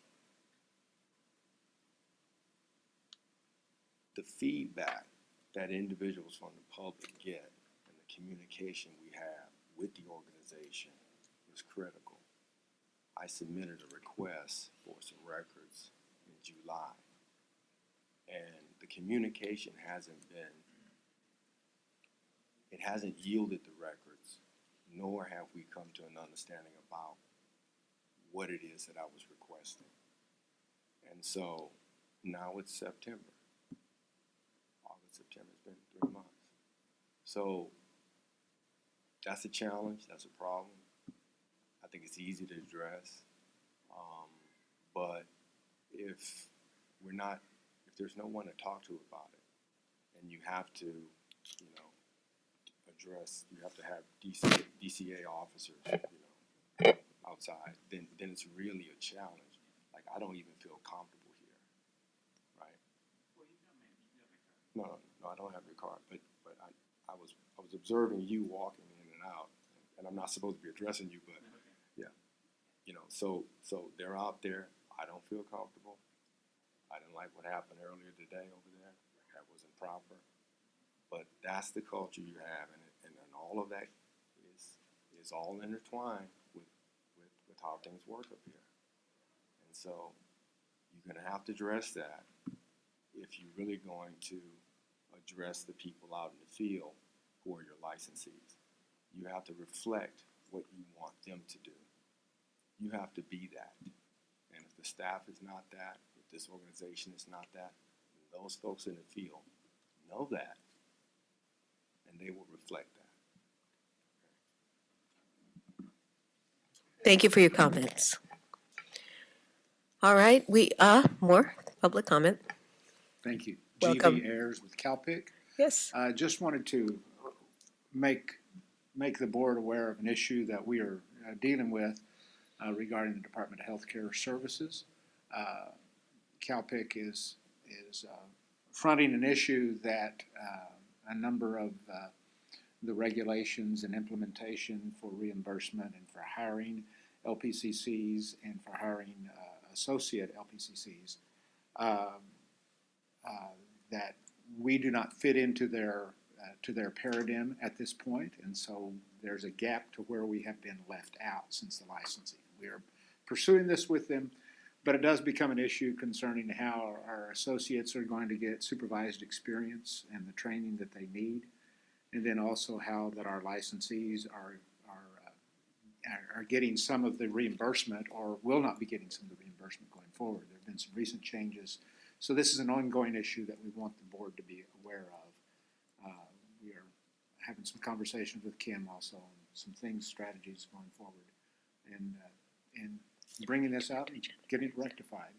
So anyway, thank you. Okay, I think I'd like to request that Kim look into that, and if appropriate, bring it back for further board discussion consideration.